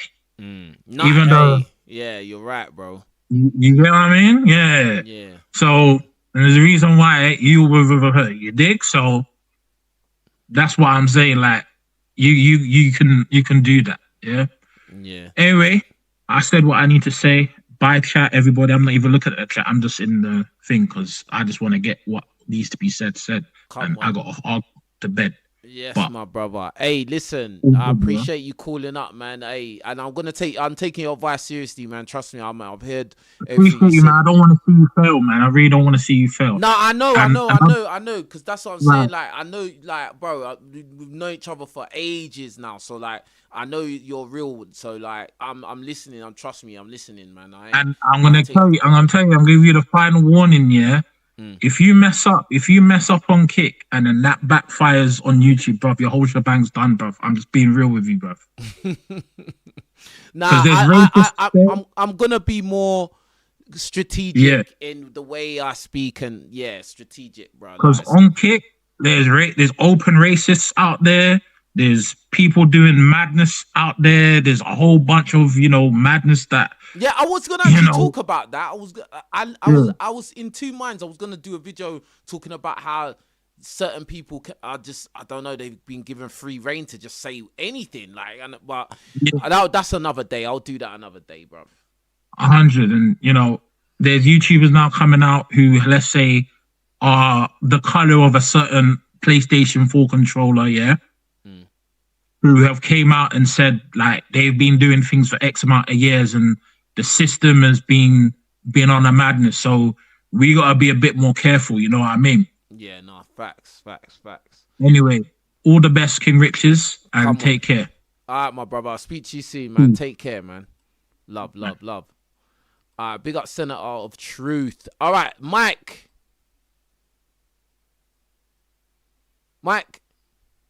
Yes, King. Yes, what's going on, my bro? I'm all good, man. Can you hear me? Yeah, I can hear you, G. Yeah. That's good. Yeah, bro. I wanted to say, I know you were talking about subscribers and stuff yesterday, and you've been putting in the work. But bro, you have to understand, most of these guys that are popping on YouTube and kicking stuff, bro, they sold their souls, man. Yep. I don't care what nobody says, bro. These guys are in secret societies, and the truth is, when you're not into all that stuff, you're not going to be pushed out, and that's the truth. Yeah, that's the truth. I don't know what you think about that. Bro. I do my research. I've been looking into all of these kind of people from day one, bro. Because me personally, like I grew up going like Pentecostal church, innit, with my mum, right? Yeah. And so like I already was told from day one, that this world is not what you think it is, bro. Do you get what I'm saying? So like, in terms of social media, like music industry, movie industry, what you think people are just one day they just become superstars, bro? It don't go work like that, bro. Do you get what I'm saying? So, like, yeah, in a way it's weird because I understand that what is going on behind the smoke and mirrors, but at the same time, it's like I think with what I do, there should be some organic, like, I don't know how to put it. Like, it should be able to organically just like push through, like just muscle through. Like, you get what I'm saying? I hear what you're saying, but the thing as well is that you're giving the people that real dose of reality. So when you're speaking, you're talking about dating, you're talking about, life as a black man. You're talking about real situations that is like, these are taboo in the eyes of YouTube. YouTube wants to push nonsense, generic content. If you made a YouTube channel just talking about money, how to get your money up, you would blow. But the thing is, what you're giving us is authentic. The thing is, if you were to change what you were doing, I wouldn't resonate with your content. I'll be real, because the reason I watch it now is because it's real. Do you know what I mean? You have your core. Do you know what it is? Yeah, it gives me. I can sleep at night because I know what I'm saying is. I believe what I'm saying. Like, it's not like I'm just saying it for a quick buck. Of course, I want the money, but I know that I'm not trying to lead no one astray or telling them some fucking fairy tale, bruv. Do you get what I'm saying? In fact, I'm saying things that a lot of guys don't even want to hear. Exactly. But it's interesting because I actually wanted to talk about an incident that happened to me, and this actually relates to race. I know you were speaking about race with someone else. So as you know, I'm born and raised in Ireland, but I've got a Nigerian background. Okay. And I used to live in the UK for about 5 years. So I came back home now, and I don't know if you've ever lived in like a majority white area. Oh hell yeah, loads of times. Okay, so you're gonna I know this, how it goes, 100%.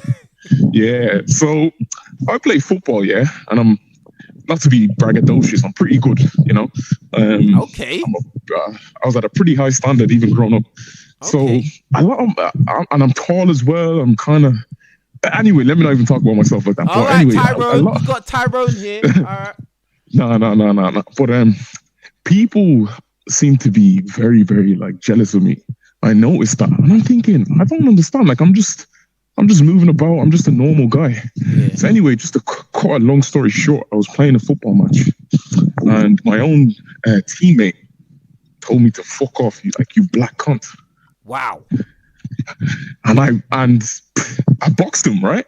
Yeah. So I boxed this guy, and I got sent off. So my manager goes, "What happened?" I told my manager.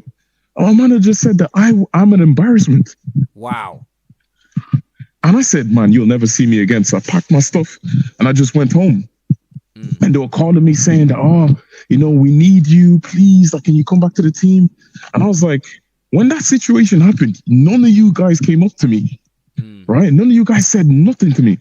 And I was thinking, it's funny because this guy said this thing, but before he said it in any of this, the way this guy used to treat me, man, the way this guy used to talk to me, the way this guy used to look at me, I'm thinking, I never experienced this in London. What's wrong with this guy? Like, he would talk to the guys, he'd be laughing and joking. I'll come in and his face just changes.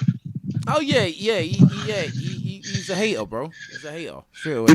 His face just changes. But it's interesting because I feel like, especially like yourself, like you're a black guy, tall, in shape. Bro, a lot of YT dudes are going to look at you and they're going to feel intimidated right off the bat. And just because of that, they've kind of destroyed your character without even knowing you. And I find it mad that... Yeah. I got you. And I find it mad that, like, bro, answer me this question.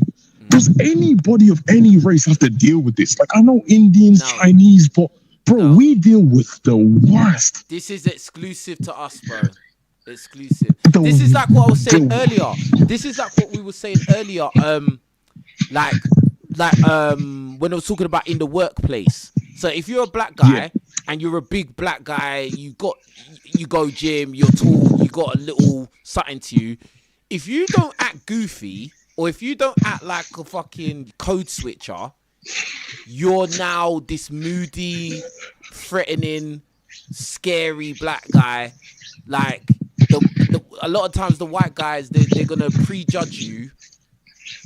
Like, I don't know, like you're some drug dealer. I don't know, like some weird shit, bruv. Like, I don't know, bruv. Like, it's not all white guys though. Don't get me wrong. It's not all white guys. Like, Of course. I'm sure, like, I'm sure you as well. You got loads of white mates that are cool people. 100%.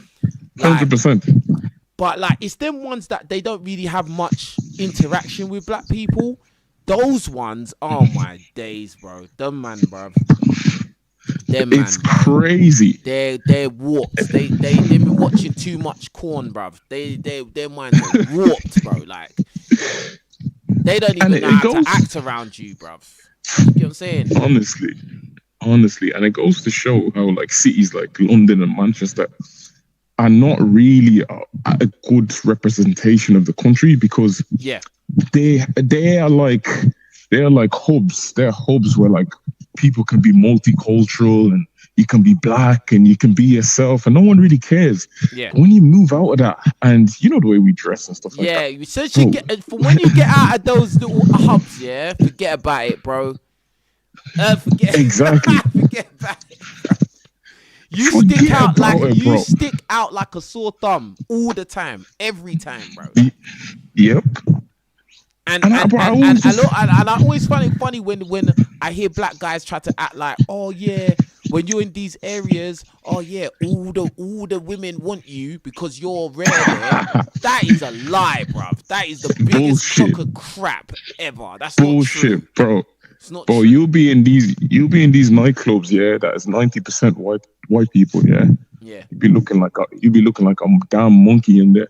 Yeah, and this is I said this years ago. You It don't matter how handsome you are. Yeah, it don't matter how. Yes, bro. Oh my god, bro. It doesn't matter what. It don't matter, because this is what I said. I'm sure you lot have heard me say this years ago, because I remember saying this, bro. Yeah, when you're in these kind of environments, especially those kind of nightclubs where it's all white people, it will make you feel like you are ugly, bro.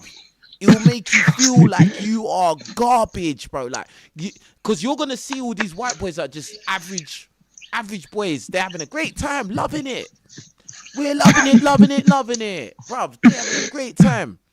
Then there's you there, Mr. Flipping blackface, yeah, wearing your drip. You tried to wear drip. You tried to come with your watch. You thought bruv. No, bruv. Yeah, I just hope you came there with I hope you came there with a girl and you're not looking for a girl there.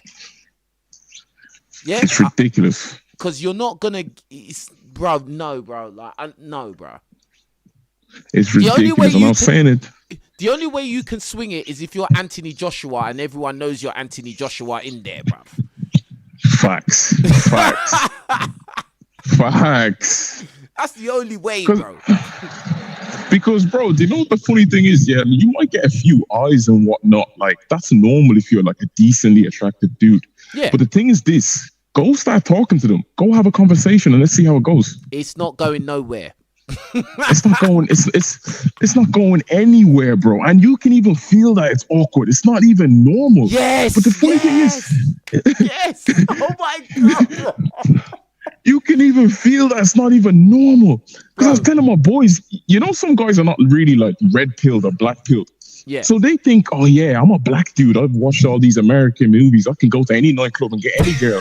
But then, you know, and then you go in there, yeah. You go in there, you're even ripped. Yeah, you got a nice outfit. You got the earrings on. Yeah. Bro, yeah, you got your chain out. You got your rollie. Yeah. You get a few eyes and whatnot. I remember I got an eye of some blonde thing. I went up to her. What's up? How's it going? She's like pulling away from me. I'm like, what the fuck? Why are you giving me eyes then? Yeah, but yeah. I tell you they'll this. They'll look at you, but so exactly. Bro, It's ridiculous. I got in that game. I experienced that game from early. I remember, I'll never forget, yeah. It was me, my other mate, he's black, he's Canadian, yeah. So he was like a bit of a white guy. So his perception was kind of warped because he's from Canada and then he's grown up with white people. So he was just a bit warped in his he didn't notice the little things, the little microaggressions. He didn't notice them things. He's just oblivious. And then I went out, and then it was me, him, and then two other white guys that were like Chads. One of them looked like Justin Timberlake back in the day. Yeah. Jeez. And the other one, he's just like a Chad, really cocky. You know them white boys that are just cocky. He's always smiling. He's always smirking, like, because he knows he's gonna get clunge at the end of the night. He don't care. Yeah. These are the kind of people I grew up around. Like, do you get what I'm saying? Like, well, not all the time, but I was around them sometimes. Yeah.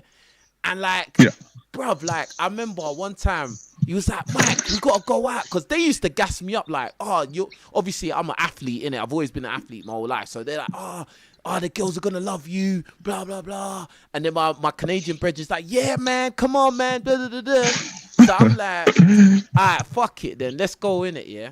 I remember we went to something. I didn't know where we was going in it, yeah, but we went in it, yeah. I'm just jumping in the car, in it. I'm just there, in it, yeah. I'm thinking, yeah, these are gassed me up. This is gonna be sick. But I went to this club, yeah. Bruh, from when I got to the strip, it was just all white people, bruv. Just white. But I still didn't really think nothing. It didn't really faze me like that, yeah. Yeah. Then, boom, we go in the club now, and it was one of those big arena, like the dance floor is big, large dance floor, bruv. Yeah. I was like, raw, like, this is sick. I'm gonna pick up some blonde chicks. I don't care, bruv. Like, I don't care. Yeah. Bruv. No, bruv. Like, I don't even know what my Canadian boy was doing. I think he just sat at the bar, kept drinking drinks. I think he just sat there drinking drinks. My other two white mates, they was killing it, bruv. They was in the middle. You know when they do the line, they're going around the club in the line.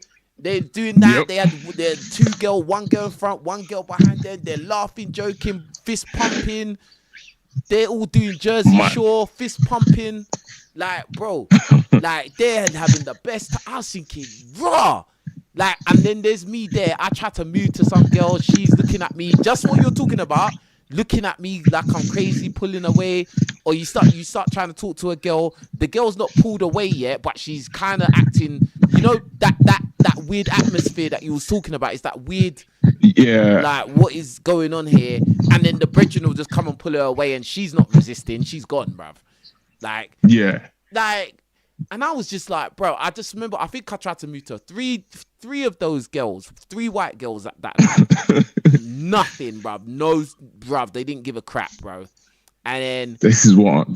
And then I just remember my 2 white mates. They both had girls on them, and they all texting other girls and that.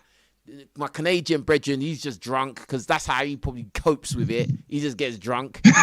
And then I was just like, I'm never coming out with you lot ever again. That's all I thought in my head. I'm never doing this ever again. I'll never, ever do this ever again. I never did, bro. Never did. Yeah, bro. Trust me. It's funny because, like, a lot of black guys don't realize that you can only really, in the West anyways, you can only really have your way when you're around your own culture or people that understand your culture. Yes. Because I'm telling you, our stereotypes are too negative. So you might look good, but a lot of these white girls, when they're around their mates, they might be like, oh, he's attractive, but oh, my mate, what will Sophie think? What will Katie think? Yeah. Like, that's how bad our stereotype is. And I say to a lot of guys, get away from that. If you want to date a girl, if you want to be interracial, I know it's probably not the best deal, but go for a girl that at least she knows black culture. Yeah. Because you'll be wasting your time. And also this, you know, remember you said something about like the black guys that act like white guys. I don't believe that gimmick. I think these guys are faking it because that's not your natural state. Yeah. I think in the beginning they're totally faking it, but I think after a while they do it for so long that it just becomes them. That's what I think. Because think about it, if you're doing that 24/7, yeah, or maybe not 24/7, but you're doing that 8 hours a day every day. Yeah, you're doing a great acting job. After a while, it's just going to be second nature, and after a while, you're just going to remain in character. That's true. Do you get what I'm saying? That's true. That's true. I would agree with that. It's funny because when you now go into London now, you go to like Mayfair or Shoreditch, or maybe you go to Manchester, the quality you pull is so much higher. Oh my god, bro. Oh my god, bro. Oh yes, bro. It's so much and then when you bring your like your white teammates that were killing it out of the city, they don't even get a look in. They don't even get a look in. Listen, oh my god, you smashed it. Do you know what? Yeah, I got a mate of mine. Yeah, and like, I would say like, no, Diddy. He's a good looking dude. Like, he's good looking dude. Yeah, and like, I was saying to him, bruv, you should come carnival, bruv. This was like 2 years ago, and I was like, bruv, we should go. I always go carnival. You should come carnival, bruv. You will draw bare girls. I'm gassing him up now. Yeah, I'm thinking, bruv, like here, girls love you here. Like, do you get what I'm saying? He's like, oh, nah, London, I don't know. I'm like, bruv, what do you mean you don't know, bruv? What do you mean you don't know? What don't you know, bruv? But he does know, because he knows that it's a different temperature. Yep. For him. Like, yeah, here, you're doing better than me, but in a pop-up environment where it's actually thingy, I'm going to do better than you. You're like a duck out of water. Do you get what I'm saying? So that's the reality. And it's funny, don't get to start smashed like bare of these whitey girls that are like from out of the city. Yeah. And trust me, you never get a call back. You never get a call back. You never get a text back. Yeah, it's just it's not a real connection. It's a flash in the pan, as my boy would say. It's a flash in the pan, bro. That's what it is, bro. Yeah. And even then, you're gonna have to be quite Tyrone to pull that off as well. Yeah. Like 100%. You're not gonna be average Kofi, average height, average face Kofi with no peas and no drip and no nothing going on, and then you're gonna get some banging blonde, even if it is a flash in the pan. It's just unlikely, bruv. It's nothing's impossible, but it's unlikely, bruv. It's unlikely. Yeah, you can smash them, but bro, even that, are you gonna keep them? That's the thing that people don't realize. Yeah. To be honest, I think most black guys just want to smash anyway, bro. To be honest. Yeah, like I'm not complaining, don't get it twisted, but I find it funny when guys are trying to take it seriously. And I'm like, nah, bro, it's not even gonna work out. Like these footballers, man. You footballers are mad, bruv. Exactly. Footballers are crazy, bruv.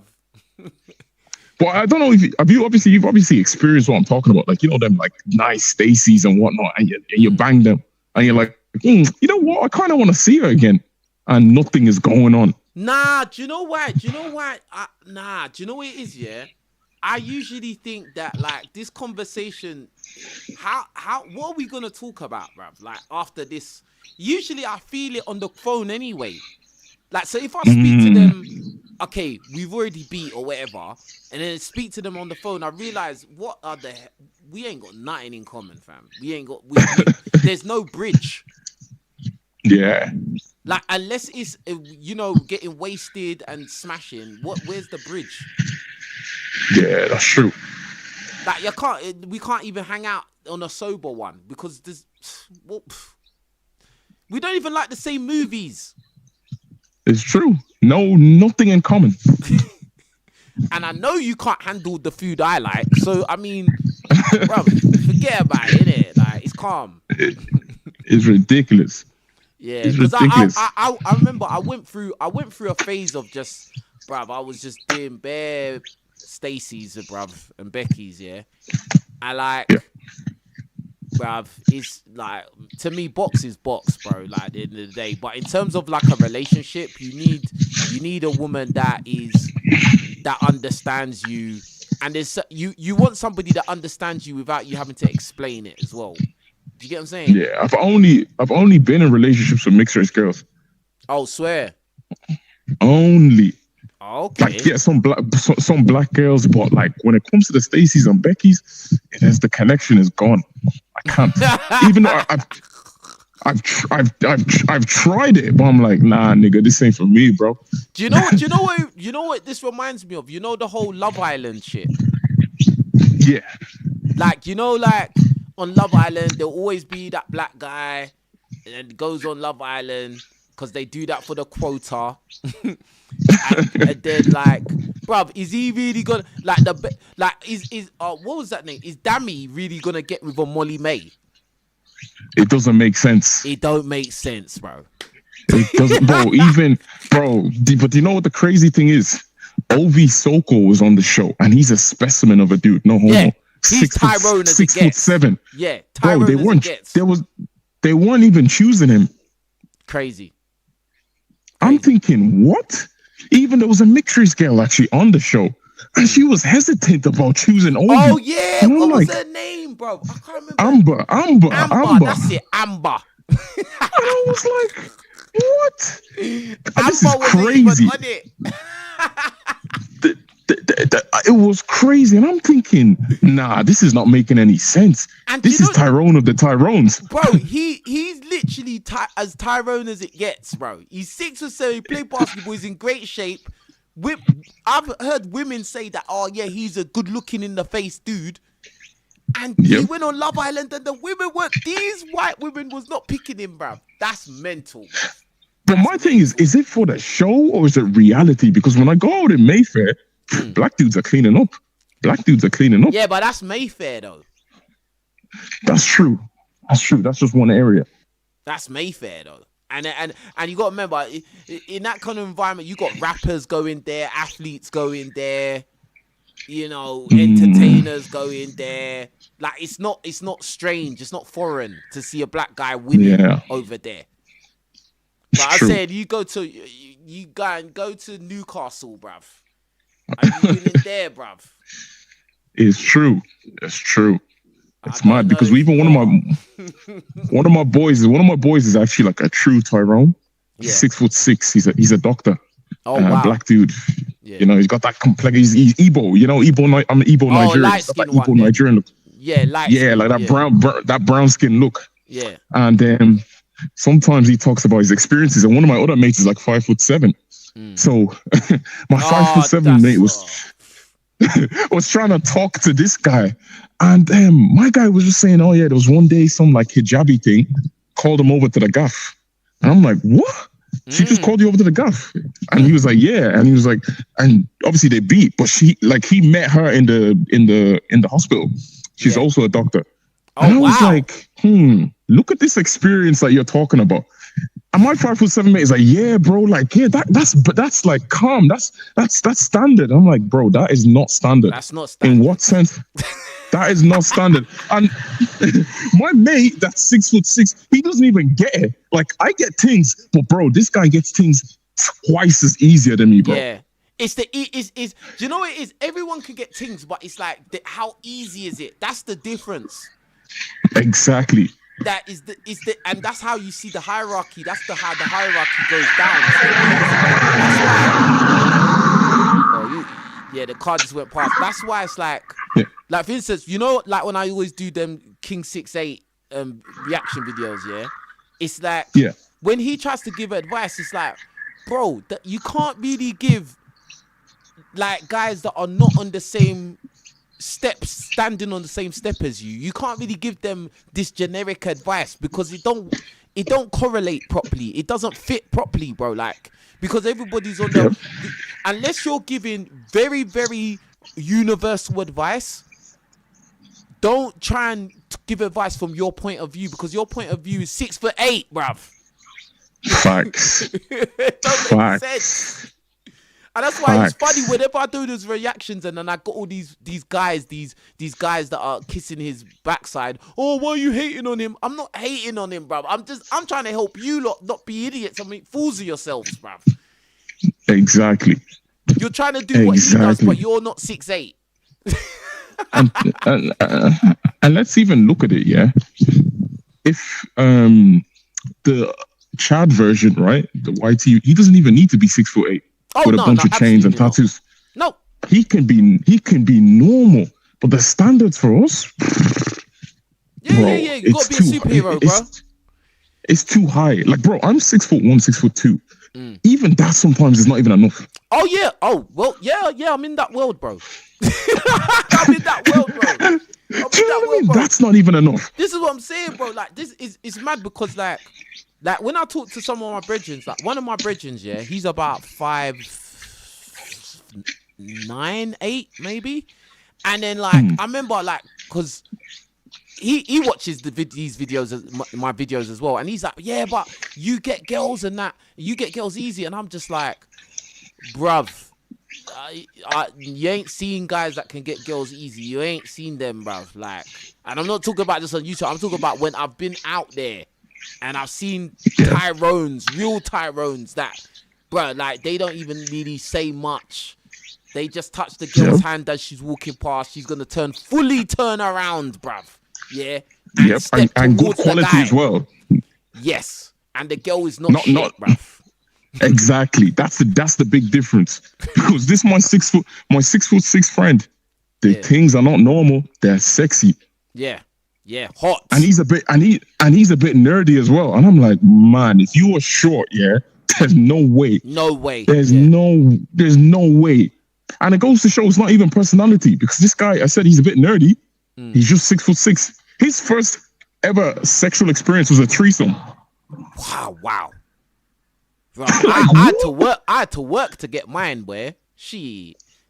I got mine in a lucky fashion, bro. I had to work to get mine. I got mine in a lucky fashion, but you know it's funny because we talk about like it's not that easy, but you got to remember. Imagine being a bit shorter. How hard would it be then? Oh man, do you know what's crazy? Yeah. I think about that a lot, bro. Like, even when I'm doing boxing, I think about that, bruv. I think, bro, if I was shorter, bruv, like, my life would be different. Because I think about it both ways. I think if I was 6'5", what would my life be like? And if I was, like 5'6" or 7", what would my life be like? I think about both, innit? And I just thank God that he gave me the little height I've got, bruv. Do you get what I'm saying? Like, cause I'm bro. That's all I can say, bro. And yeah, it's not easy out here. It's not easy. But then for the shorter man, them though, I would say for the guys that are shorter and that are maybe find it more difficult, that's when it's like you gotta broaden your horizons and see what's out there, because, bro, there's places out there in the world that, bro, like you're not gonna be a short guy. Do you get what I'm saying? So, like, there's places in the world where if you're 6'1", you are tall there, bruv. Do you get what I'm saying? Like, let alone if you're fucking 6'6" or some stupid height like that. Do you know what I mean? So, like, yeah, it's all, everyone's just got to find where they fit in and just work with it, innit? Hello?